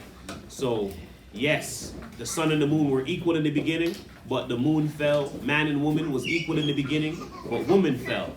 When did they become equal again? They become equal again in Christ. Because when we're in Christ, we're going to treat each other accordingly, but we're going to respect the same order. All right, that man is over them, but the respect and the prerogatives are equal. All right, we're not saying one is superior than the other when we're in Christ.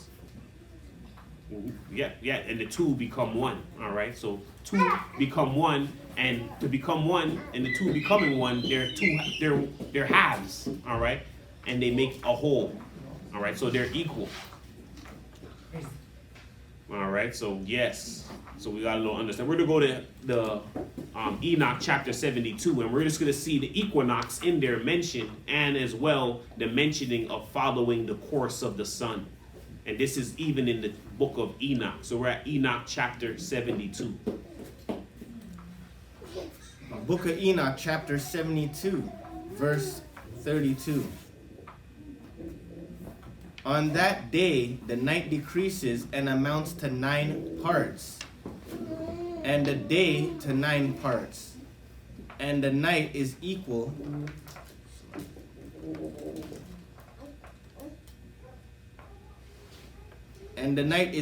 to the day, and the year is exactly as to its days 364. All right. So the night decreases, the amounts 9 parts, and the day to 9 parts, and the night is equal to the day, and the year is exactly to its day 364. So a year is 364 days. All right. So for those that's following along with us right now, the world tells us a day is 365 days, 0.25. All right. And you cannot divide that equally into 7 and get equal days of weeks. All right. The only way to do that is by taking that 364. So if anyone who's never did this before, those who are following us online, just take your calendar, divide 364 by 7, and you will get 52 exact weekdays. All right. A real year has 364 days. When you have it at 364 days and you divide it by 7, you get 52 weeks, and the day of the week and the day of the month will never change from year to year. The day of the week and the day of the month change from year to year right now because we're at 365. So your birthday, if it's on a Wednesday this year, and say that Wednesday is the 14th, next year it's not going to be Wednesday at the 14th, and it's not supposed to be so on the calendar. All right, but that's what happens when you follow the world calendar and they're throwing us off. All right, shifting the days of the week. All right, so a real year has 364 days, and you divide that by 7 days, you have 52 weeks exactly. All right. And in this time period, you have periods of light and periods of day, as we all know. All right, that day is getting longer than night. So everybody knows that day period and night period, they shift and adjust. All right, so day period and night period, they're always shifting and adjusting. They never have the same amount of time. In summertime, you have more night than day. In wintertime, in summertime, you have more day than night. And in wintertime, you have more night than day. All right, around this time of the year, that resets, and that's called an equinox. And equinox means equal night. So if you look that up, equinox means equal night. So on this time period, the day and night become equal, and then they reset again. And now the days are, they're equal. It's now going to begin, the days are going to get longer than the night, and then it's going to come around to the winter, and it's going to rotate again, and now the night is going to be longer than the day. All right? So this is making emphasis on the 364 days, and it's making emphasis on the separation of day and night into its equal times, all right, which happens at the equinox, which happens around this time of the year, which we mark down that it happened on, that would have happened on Tuesday, and bringing in the new year on the Wednesday. All right, so continue for us. Verse 33. And the length of the day and of the night, and the shortness of the day and of the night arise through the course of the sun. These distinctions are made. So it comes that its course becomes daily longer, and its course nightly shorter. And this is the law and the course of the sun, and his return, as often as he returns 60 times and rises. Example, the great luminary, which is named the sun forever and ever. And that which thus rises is the great luminary, and is so named according to its appearance, according as the Lord commanded. As he rises, so he sets, and decreases not, and rests not, but runs day and night. And his light is sevenfold brighter than that of the moon. But as regards size, they are both equal. All right, so it says, as regards to the size, they are both equal, but the sun is 7 times brighter than the moon. All right, and it just shows you, all right, that so comes that course, that day becomes daily longer and it's nightly shorter. So this happens after the equinox, all right?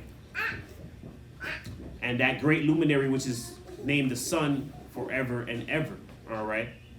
So the sun is leading the charge on all of this, all right? A day, once again, is 364 days, and the last day of the year happens on an equinox, where it's equal nights day and equal parts night. All right, so it's equal parts day, equal parts night. It's split exactly into the time period in half. All right, that happens on what's called the equinox. We're gonna go to Enoch 74 and 12. Book of Enoch, chapter 74, verse 12.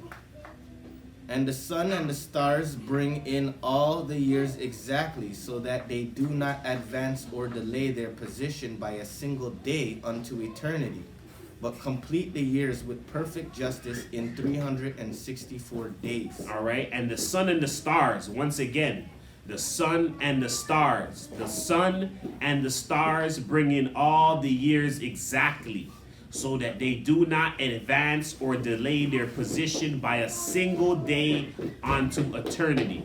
The sun and the stars bring in all the years exactly, so that they do not advance or delay their position by a single day unto eternity, but complete the years with perfect justice. 364 days. 364 days. 364 days. The sun and the stars bring in the year, which has 364 days. So I know children, all right, that they tell you this in school, all right? What do they tell you in school? How long do they tell you the days is in school? Huh? Like in school? Yeah, how long is a year in school?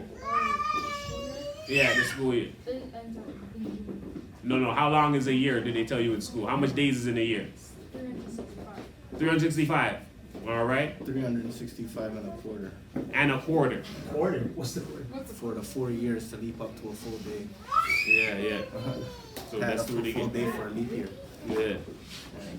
So 365 and a quarter, and that gives you the leap year. When 4 of them pass, you're on a new leap year, right? Because you just snuck in a year. All right, so this is what they've been doing, all right? They've been telling lies for a long time. So we're going to go into the time of the sinners to show that you have to understand the structure of the week and when things fall on, because even the sun and the equinox might not happen on the same time this year, all right? But we know that happens on the Wednesday, on the Tuesday, and the new year is always going to be on the Wednesday. The new year is never going to change, all right? And we've seen that the weekday never changes, all right? But God tells us that the sun and the moon can alter the changing of its times and change a little. So we can't depend on the sun and the moon. We have to depend on the uniformity of the week, all right? So we have to depend on the week structure, knowing when things happen in the week as well, knowing that the new year is always going to be on the Wednesday. Doesn't matter if the sun doesn't show at the right time to give us the equinox. We know that on that Wednesday, it was New Year, all right, in this month that we're in now. All right, so we're going to go to Enoch chapter 80, and we're going to show that that happens, all right, that the sun and the moon were going to change in the times of the sinners, all right? So we're at Enoch chapter 80. Book of Enoch chapter 80, verse 1. And in those days the angel Uriel answered and said to me, Behold, I have shown thee everything, Enoch, and I have revealed everything to thee, that thou shouldest see this sun and this moon, and the leaders of the stars of the heaven, and all those who turn them, their tasks and times and departures. And in the days of the sinners the years shall be shortened, and in their seed and their seed shall be tardy on their lands and fields, and all things on the earth shall alter, and shall not appear in their time. All right, so it shows us, all right, that in the days of the sinners, all right, the years shall be shortened, all right? So I know a lot of people are feeling that now, that, hey, the days are going by faster, the year is going by faster. So he's not meaning that, hey, he's going to take time off of that, but more so speed up the time. And people could get this if you ever played a video game, maybe one of those sports games where they have 5 minutes and quarters, and you could speed up those quarters, but the game is still playing those full amount of minutes. It just sped up that time. That 5 minutes is not really 5 minutes in the game no more. All right, so it's kind of like God is doing that in our time, where, okay, yeah, we're in the time, we've seen on the clock the time pass by and stuff, but on the outside, he sped that time up to where that's not really the hour, all right? It's more faster now, all right? Yeah, it seems like our realm, just to make you make a mention, like our realm, the time moves faster. Just like you said with a video game, Yeah. you're watching a TV series, Yeah. whatever it is, yeah. All when you're sleeping. Yeah, even when you're sleeping, time pass fast too. Right, that's the fastest time pass. Right, you feel like, zoop, wake up, you're like, what the heck? We're in a new day, everything. 8 hours pass, a lot of stuff happened.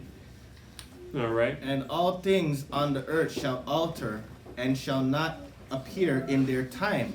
And the rain shall be kept back, and the heavens shall withhold it.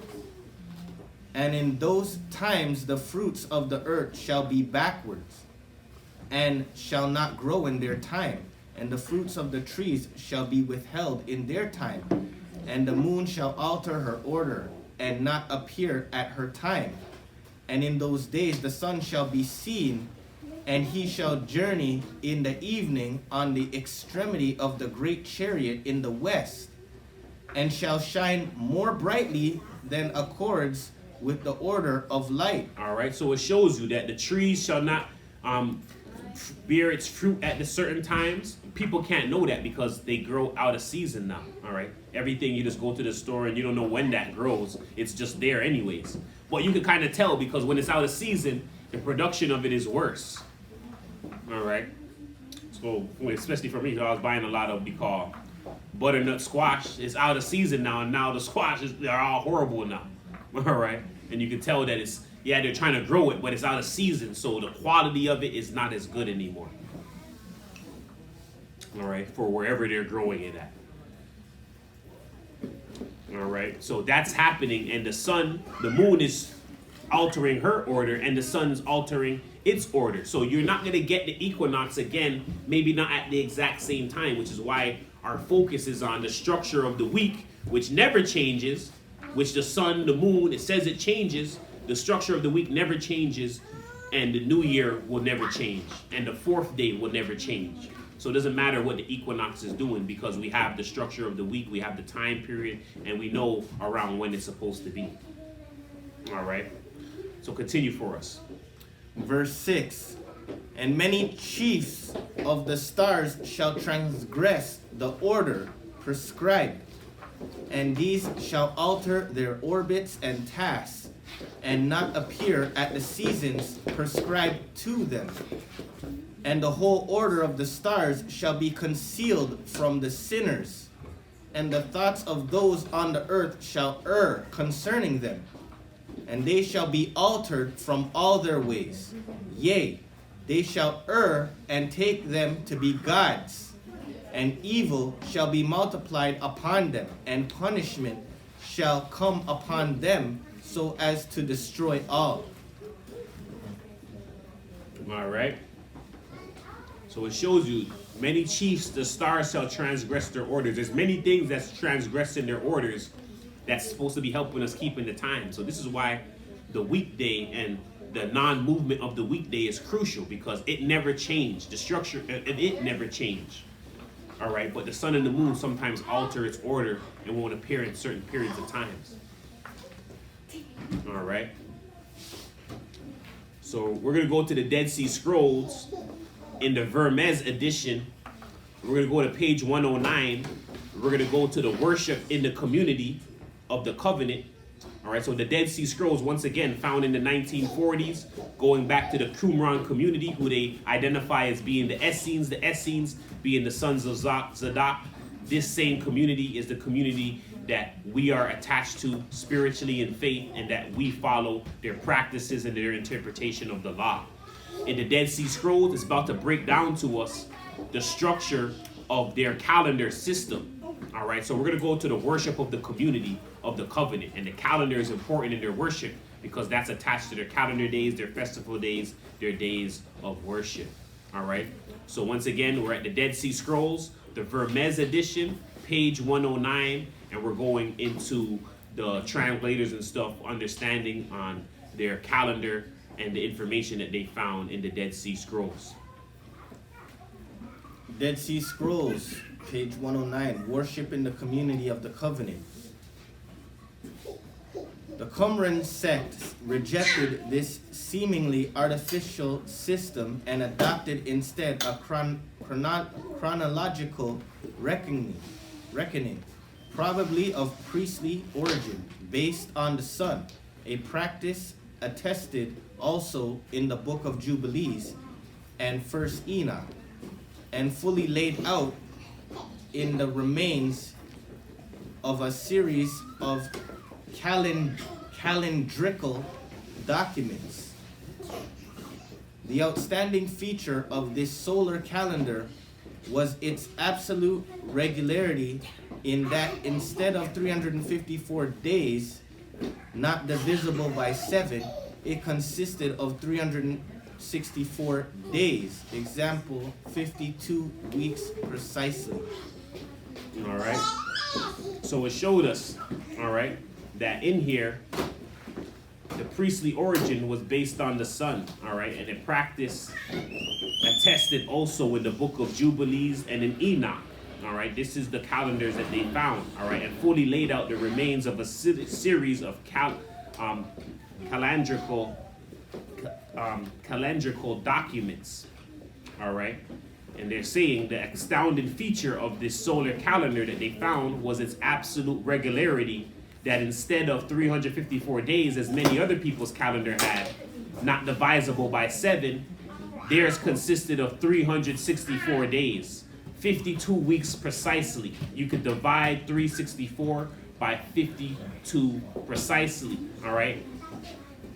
Or 364 by 7 and get 52 weeks, all right? You divide it by 52, you're gonna get 7.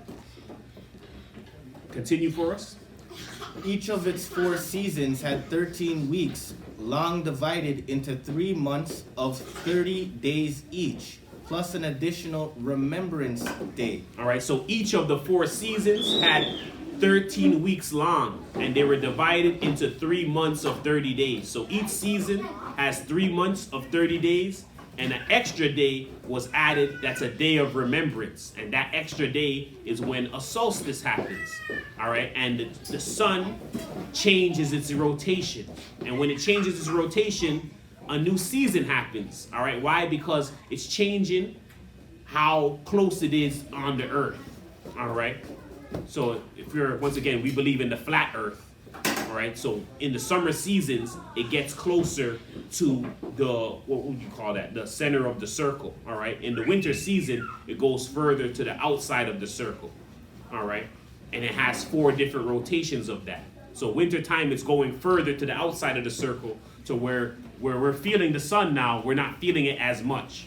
In the summer, it's coming in closer now, and it's now, you can see it closer, and it's closer in the circle, and we're able to feel the heat more. All right, so that happens every 3 months, which is filled with 30 days and an extra day, so 91 days. The extra day is always the marker to tell you, hey, the season's changing, all right? And we're going into a new season. And now, boom, we get 3 30-day months again. And then another day of remembrance, the sun changes the cycle again. All right, so the Essenes were doing that, all right? And that's what they're showing in the Dead Sea Scrolls when they're analyzing their calendars. Continue. Each of its 4 seasons has 13 weeks long, divided into 3 months of 30 days each, plus an additional remembrance day linking one season to another. In tune in this way with the laws of the great light of heaven, and not with the festivals of nations, Qumran saw its calendar as corresponding to the certain law from the mouth of God. All right, so the Qumran community, all right, dealt with the laws of the great light of heaven. All right, so we're always in tune with the laws of the great light of heaven when we follow the solar calendar. All right, and not with the festivals of the nations. The Qumran community, all right, saw this calendar as coming the certain law from the mouth of God, that this is what God instituted in the beginning. All right, continue for us. Its unbroken rhythm meant, furthermore, that the first day of the year and of each subsequent season always fell on the same day of the week. For the Essenes, this was Wednesday, since according to Genesis chapter 1, verses 14 to 19, it was on the 4th day that the sun and the moon were created. All right, so its unbroken rhythm, once again, meant that the first day of the year and each subsequent season fell on the same day. All right, the Essenes, for them, it was always Wednesday. And they went by what we went through, Genesis 1, 14 to 19. It was on the 4th day that the sun and the moon were created. The sun and the moon were created on the 4th day. All right. The calendar is not calculation of the weekdays. All right. It's calculation of the sun and the moon and how much days are within the rotation of the sun and the moon, which constitutes a year.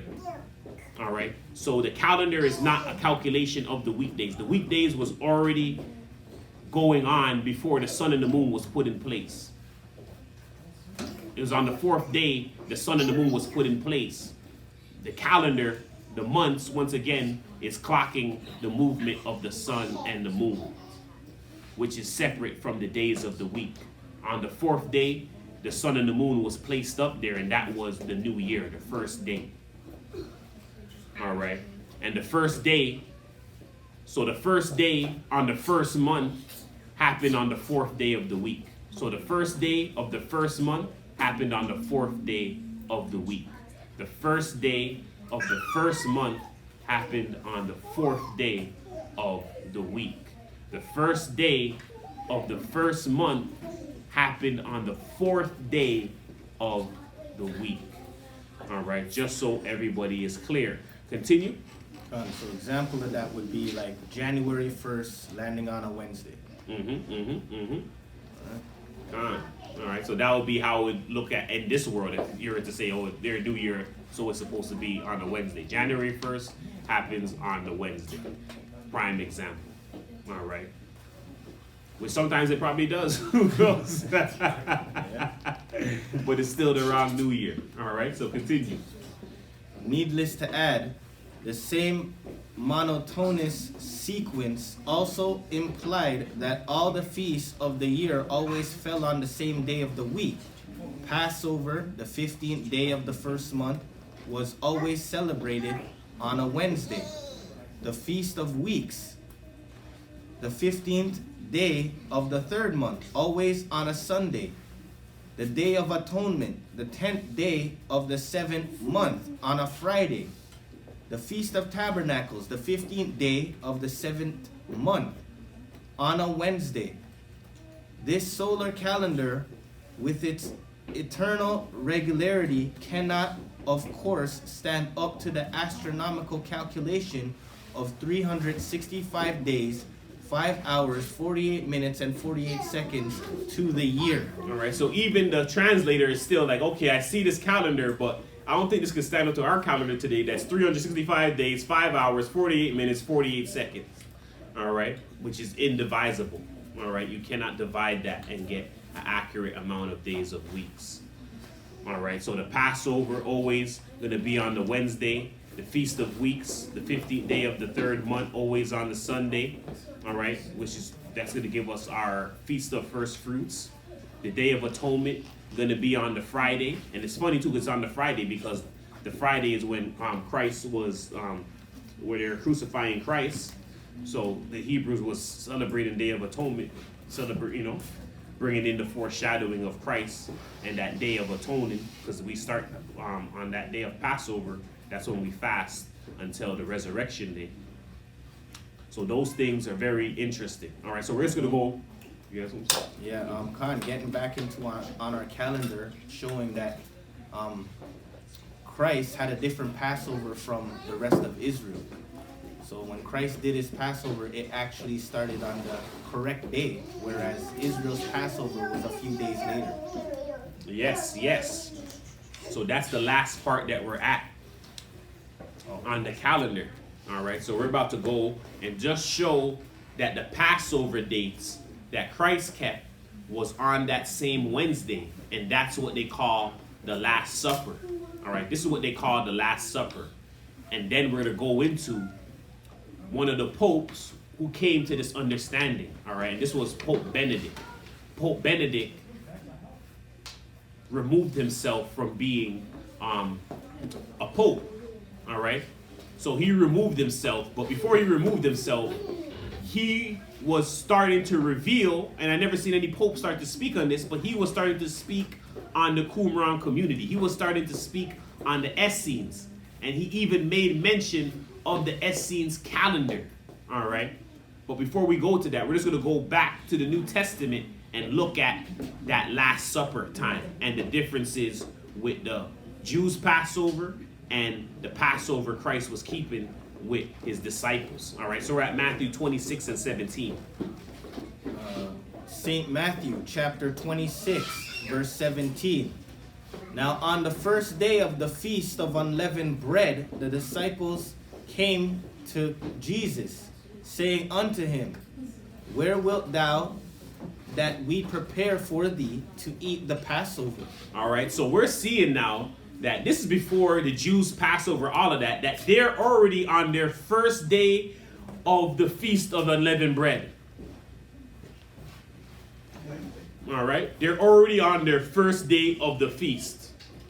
And that's the day of the feast. They're on the day of the feast. They're like, where are we eating the Passover today, Lord? All right, this is happening in Matthew chapter 26, 17. Now the first day of the Feast of Unleavened Bread, the disciples came to Christ saying, where will we prepare to eat the Passover? So they're on their first day of Passover, way before the Jews. All right, we're going to go to Mark 14 and 12. St. Mark chapter 14, verse 12. And the first day of unleavened bread, when they killed the Passover, his disciples said unto him, Where wilt thou that we go and prepare, that thou mayest eat the Passover? All right, so again, on the first day of unleavened bread, when they killed the Passover, his disciples said unto him, Where wilt thou that we go and prepare, that thou mayest eat the Passover? All right, so once again, the disciples dealing with Passover before the Jews' Passover, before Christ being sacrificed. This was a prior date before, as they grabbed him that night after, and then they were bringing him up to judge him and killing him all before the Saturday came. All right, the Jews' Passover. We're going to show this by going to Daniel chapter 9, verse 26. Daniel chapter 9, verse 26. And after 62 weeks shall Messiah be cut off, but not for himself. All right, so after 62 weeks, the Messiah was going to be cut off, but not for himself, obviously, because he's sacrificing himself for the world and for his people. All right, continue for us. And the people of the prince that shall come shall destroy the city and the sanctuary, and the end thereof shall be with a flood, and unto the end of the war desolations are determined. And he shall confirm the covenant with many for 1 week, and in the midst of the week he shall cause the sacrifice and the oblation to cease. And for the overspreading of abominations he shall make it desolate, even until the consummation, and that determined shall be poured upon the desolate. All right, so in the midst of the week, on the Wednesday again, he stopped the sacrifices that was happening in the temple. So we all know that after that, when Christ died, resurrected, that stuff stopped. All right, and that happened in the midst of the week, which is the Wednesday again. All right, we're in the middle of the week at that point in time. All right, so we're at John 18 and 28. St. John chapter 18, verse 28. Then led they Jesus from Caiaphas unto the hall of judgment. And it was early, and they themselves went not into the judgment hall, lest they should be defiled, but that they might eat the Passover. All right, so we see those dates. The disciples are telling him we're at their first day of their feast. They're trying to celebrate. They celebrate their feast. The Jews take him after their feast, and the Jews are trying to bring him to their Passover. All right, because people don't understand that the Essenes had the true Passover in the calendar, they called this day or this meal the Last Supper. All right, and it's been called the Last Supper for a long time. All right, until Pope Benedict had a Mass of the Lord's Supper. All right, so this was Thursday, April 5th, 2007, where Pope Benedict comes out and he has a homily called the Homily of His Holiness Benedict the 16th. All right, Homily of His Holiness Benedict the 16th.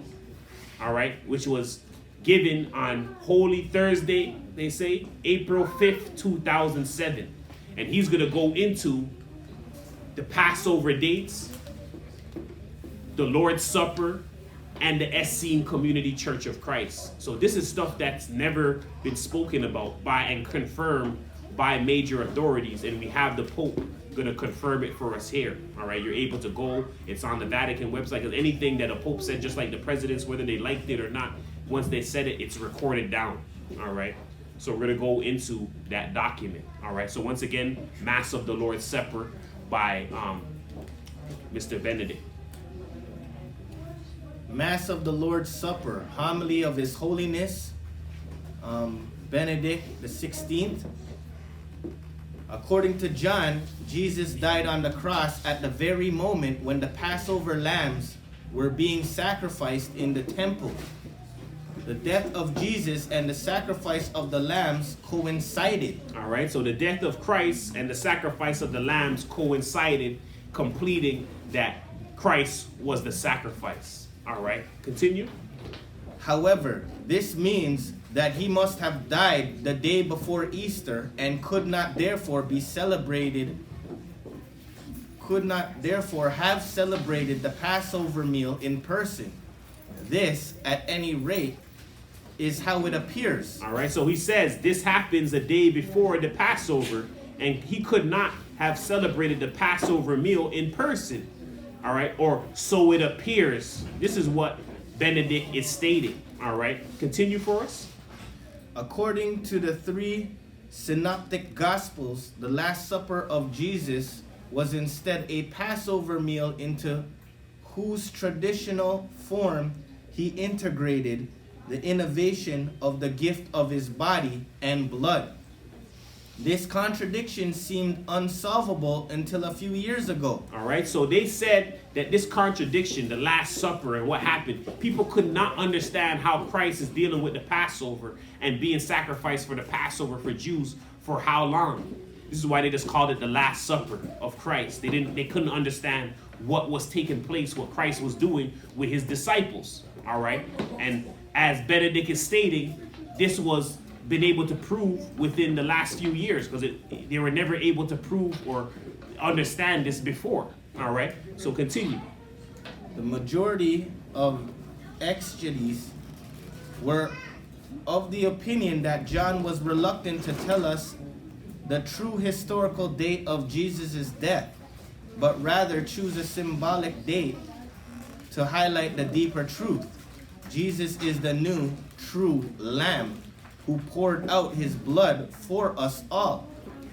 In the meantime, the discovery of the Dead Sea Scrolls at Qumran had led us to a possible and convincing solution, which, although it is not yet accepted by everyone, is a highly plausible hypothesis. All right, so Benedict is stating that in the meantime, the discovery of the Dead Sea Scrolls at Qumran has led to a possible and convincing solution, although not accepted by everyone. So not everyone accepts that the Lord's Supper was his Passover that he was keeping on the true calendar with his true people who's observing those things. And that will be the same for today, because right now his true people, his true community who's keeping his true things is keeping the same Passover on the same date. All right, but continue for us. We can now say that John's account is historically precise. Jesus truly shed his blood on the eve of Easter at the time of the immolation of the lambs. In all likelihood, however, he celebrated the Passover with his disciples in accordance with the Qumran calendar. Hence, at least one day earlier, he celebrated it without a lamb. Like the Qumran community, which did not recognize Herod's temple and was waiting for the new temple. All right, so once again, this is the Pope Benedict. All right, he calls himself the Pope, Mr. Benedict. All right, showing us and telling us that now we can say John's account is historically precise. How can we say that? All right, because Christ, in all likelihood, celebrated the Passover with his disciples in accordance to the Qumran Essene community calendar. He would have followed it in accordance to right now the Essene Community Church of Christ calendar. All right, the same calendar. All right, new community. All right, same spirit. At least one day earlier. And Benedict makes mention too that he celebrated it without a lamb. Once again, going into the Essene understanding, the spiritual interpretation of the scriptures. Christ is the lamb. If we're going to need a physical representation so people can understand, then we attach it to the unleavened bread. That's your physical interpretation now of the righteous lamb. That bread. Christ brought in the new physical interpretation of what he is, the lamb, which is the unleavened bread. All right. And Benedict makes mention again that the Qumran community did not deal with the sacrifices in Herod's temple or the sacrifices of the Jews. They were vegetarians. All right, continue for us in Mr. Benedict's words. Consequently, Jesus celebrated the Passover without a lamb. No, not without a lamb. Instead of the lamb, he gave himself, his body, and his blood. Thus, he anticipated his death in a manner consistent with his words. Quote, "No one takes my life from me, but I lay it down of my own accord." End quote. And that's from St. John chapter 10, verse 18. At the time when he offered his body and his blood to the disciples, he was truly fulfilling this affirmation. He himself offered his own life. Only in this way did the ancient Passover acquire its true meaning. In his Eucharistic catechesis,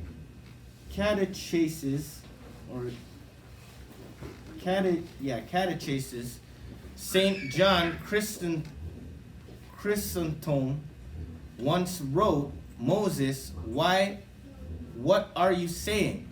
Does the blood of a lamb purify men and women? Does it save them from death? How can the blood of an animal purify people, save people, or have power over death?" In fact, Chrysostom continues, the immolation of the lamb could be a merely symbolic act, hence the expression of expectation and hope in one who could accomplish what the sacrifice of an animal was incapable of accomplishing. The lamb and the temple. Jesus celebrated the Passover without a lamb and without a temple, yet not without a lamb and not without a temple. He himself was the awaited lamb, the true lamb, just as John the Baptist had foretold at the beginning of Jesus' public ministry. "Behold, the Lamb of God who takes away the sins of the world." St. John chapter 1, verse 29. And he himself was the true temple, the living temple where God dwells and where we can encounter God and worship him. His blood, the love of the one who is both Son of God and true man, one of us, is the blood that can save. His love, that love in which he gave himself freely for us, is what saves us. This nostalgic, in a certain sense, ineffectual gesture, which was the sacrifice of an innocent and perfect lamb, found a response in the one who for our sake became at the same time lamb and temple. All right, so these are the words of Mr. Benedict. Hey, out of all the words I hear the Pope said, these are the most righteous words I heard come out of After Pope's that, mouth. he probably stepped down a few years later. Yeah. So after this, the Pope stepped down after this. All right, so they probably didn't like, hey, his brother's coming to his senses. He's speaking about Essene community. You know, he's speaking about Qumran community, their calendar. This Pope was doing some research. All right. This is one of the popes that I can say, you know what? I don't know what his rest of the stuff is, but based on what he was saying there, I can agree with this whole text of him. There's not one thing I disagree with. It may be the name that he's using, but that's about it. All right, his understanding on what took place in those events is the exact same understanding that our church has in the understanding of the order of the calendar, the days that Christ was celebrating with his disciples, and the difference between the Qumran community calendar and the difference between the other Jews' calendar. All right, and that Christ was keeping the calendar days with his true community. All right, and we are that true community in the modern times. All right, there's many that say that they're doing the same things and that, but they're not following the same calendar. They don't have the same understanding. No, I was thinking the time when Benedict was replaced by Francis, it was actually March the 13th. But just factoring in around the time when it's our new year. Right, so That was like the last week of the year, pretty much. yeah. So Same yeah. time period. The year. Yeah. So he took himself away at the end of the year. All right, coming into the new year. So he understood the SC New Year, as we can see. He understood the calendar. All right. So he released that homilies. That was once again 2007, April 5th on a Thursday. All right. So all praises. So we got the full understanding on our Essene calendar why we start off on a Wednesday, which is the 4th day, because the sun was put up on the 4th day. The sun and the moon was put up on the 4th day. All right. We understand that the weekdays was already in rotation before the God put up a sun and the moon, and that after it was put up, he never started the week over again. All right. So the new year is always going to be on the Wednesday. It's always going to be on the equinox. We went and we showed that in a year, it's going to be 364 days. You divide 364, divided by 7, you get 52 weeks exactly. All right, we went into the understanding of the separation of day and night. We showed that day and night are separate, but it takes a full day and a full night to get to a next day, which constitutes a 24-hour period. All right, we went into the understanding that day came before night. All right, we went into the understanding that the Sabbath day, that the children of Israel were gathering bread and things in the field 6 days, and on the 7th day Moses was showing them that in the morning their food wouldn't stink and that they don't need to go out on the day and gather things for that day because it's the Sabbath day. So we understand that the Sabbath day is only the period of light. That is the Sabbath day. All right, the Sabbath day is only the period of light. We understand that the world is dealing with a calendar that's 365 and a quarter, which is inaccurate. We understand that the world is dealing with a midnight day change, which is inaccurate. All right, the day doesn't change at midnight. All right, so we gave people the understanding on how we getting to our dates, why we follow these dates, how our calendar is constructed, and as well the importance of understanding the weekday, that the weekday has never changed. It's been the same 7-day rotation from the beginning of time up until now, even during the times that we had changeover in the calendars. All right, the same thing was happening. We always had the same days of the week. All right, so we can have confidence in the weekday. We can have confidence that today is the Sabbath day. We can have confidence that Wednesday that passed was the 4th day. All right, and we can have confidence in the Essene Community Church of Christ calendar. All right, and we can have confidence that this year we're always going to improve. We're always going to get better. We're always going to become more faithful. All right, and we're always going to be of good health and wealth because we're putting all our faith and prayer and praise in the Lord our God, which is Ahaya Yeshaya Christ, who the world calls Jesus Christ. All right, so with that being said, we're going to go into Philippians 4 and 8. If you look in the calendar or look in the lesson, I did put structure of our Enochian calendar, so those who are following us new to the community, they can see the Enochian structured calendar. All right, so we're going to go to Philippians 4 and 8, and we're going to close out. Philippians chapter 4, verse 8. Finally, brethren, whatsoever things are true, whatsoever things are honest, whatsoever things are just, whatsoever things are pure, whatsoever things are lovely, whatsoever things are of good report, if there be any virtue and if there be any praise, think on these things. Those things which ye have both learned and received and heard and seen in me, do, and the God of peace shall be with you. All right, and the God of peace shall be with you. Once again, just finalizing the times we in. All right, the creation week. The creation week is 7 days supposed to. All right, Adam dies in the 6th day. All right, Adam sins in the 6th day. Adam dies in the 6th day. We have to complete the next day to get to 7 days, and a new creation week starts where we're waiting on the 7th day of our Lord. Christ promised Adam that he would come back for him in 5.5 days. So the completion of that 7th day takes away a day. On the new creation week, we have 4.5 days that have to come to pass.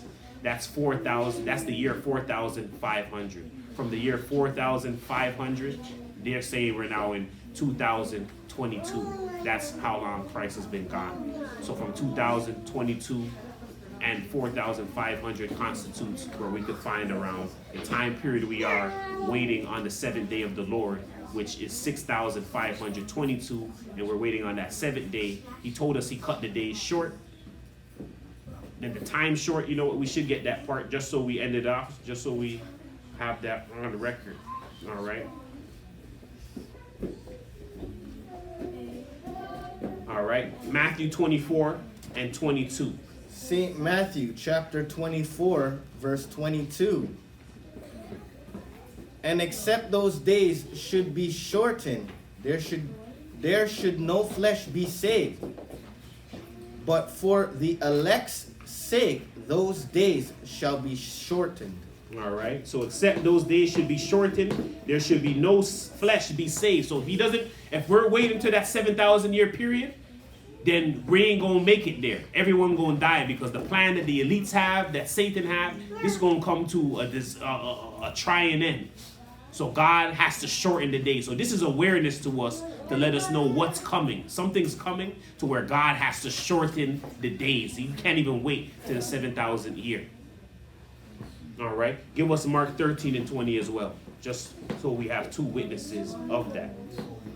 St. Mark chapter 13, verse 20. And except that the Lord had shortened those days, no flesh should be saved, but for the elect's sake, in whom he has chosen, he has shortened the days. All right, so for his elect's sake, whom he has chosen, God has shortened those days. So we're not going to have to wait to, once again, that exact 7,000 year period. We're at 6,522. We're not going to have to wait till 7,000. It can happen anytime now. And we're to watch and wait for the signs that he gave us. All right. So this is where the suspense is, because, the 7th day could be any time, but we don't have to wait till the 7th day. It could be any day now, and we're already past 6.5, so it could be any time now. All right. So be on guard. So with that being said, we want to say all praises be unto the Most High Almighty, Ahaya Yeshahaya Christ, our Lord and Savior, who the world calls Jesus Christ. All right, this is the Essene Community Church of Christ. My name is Archbishop Shamar. My name is Bishop Tabak. And that was your Sabbath report / lesson. Happy New Year to all those. Happy Essene Hebrew New Year. It's spring, it's a new season, a new time for growth, new time for faith, new time for works. So let's do it. So all praises be unto the Most High. Blessings to everybody. Enjoy the rest of your Sabbath. We have the Lord's Day coming up tomorrow as well. Enjoy the Lord's Day, as these are the Christian holy days of the week. All right. So blessings, peace and blessings, peace and blessings, peace and blessings. Happy Sabbath.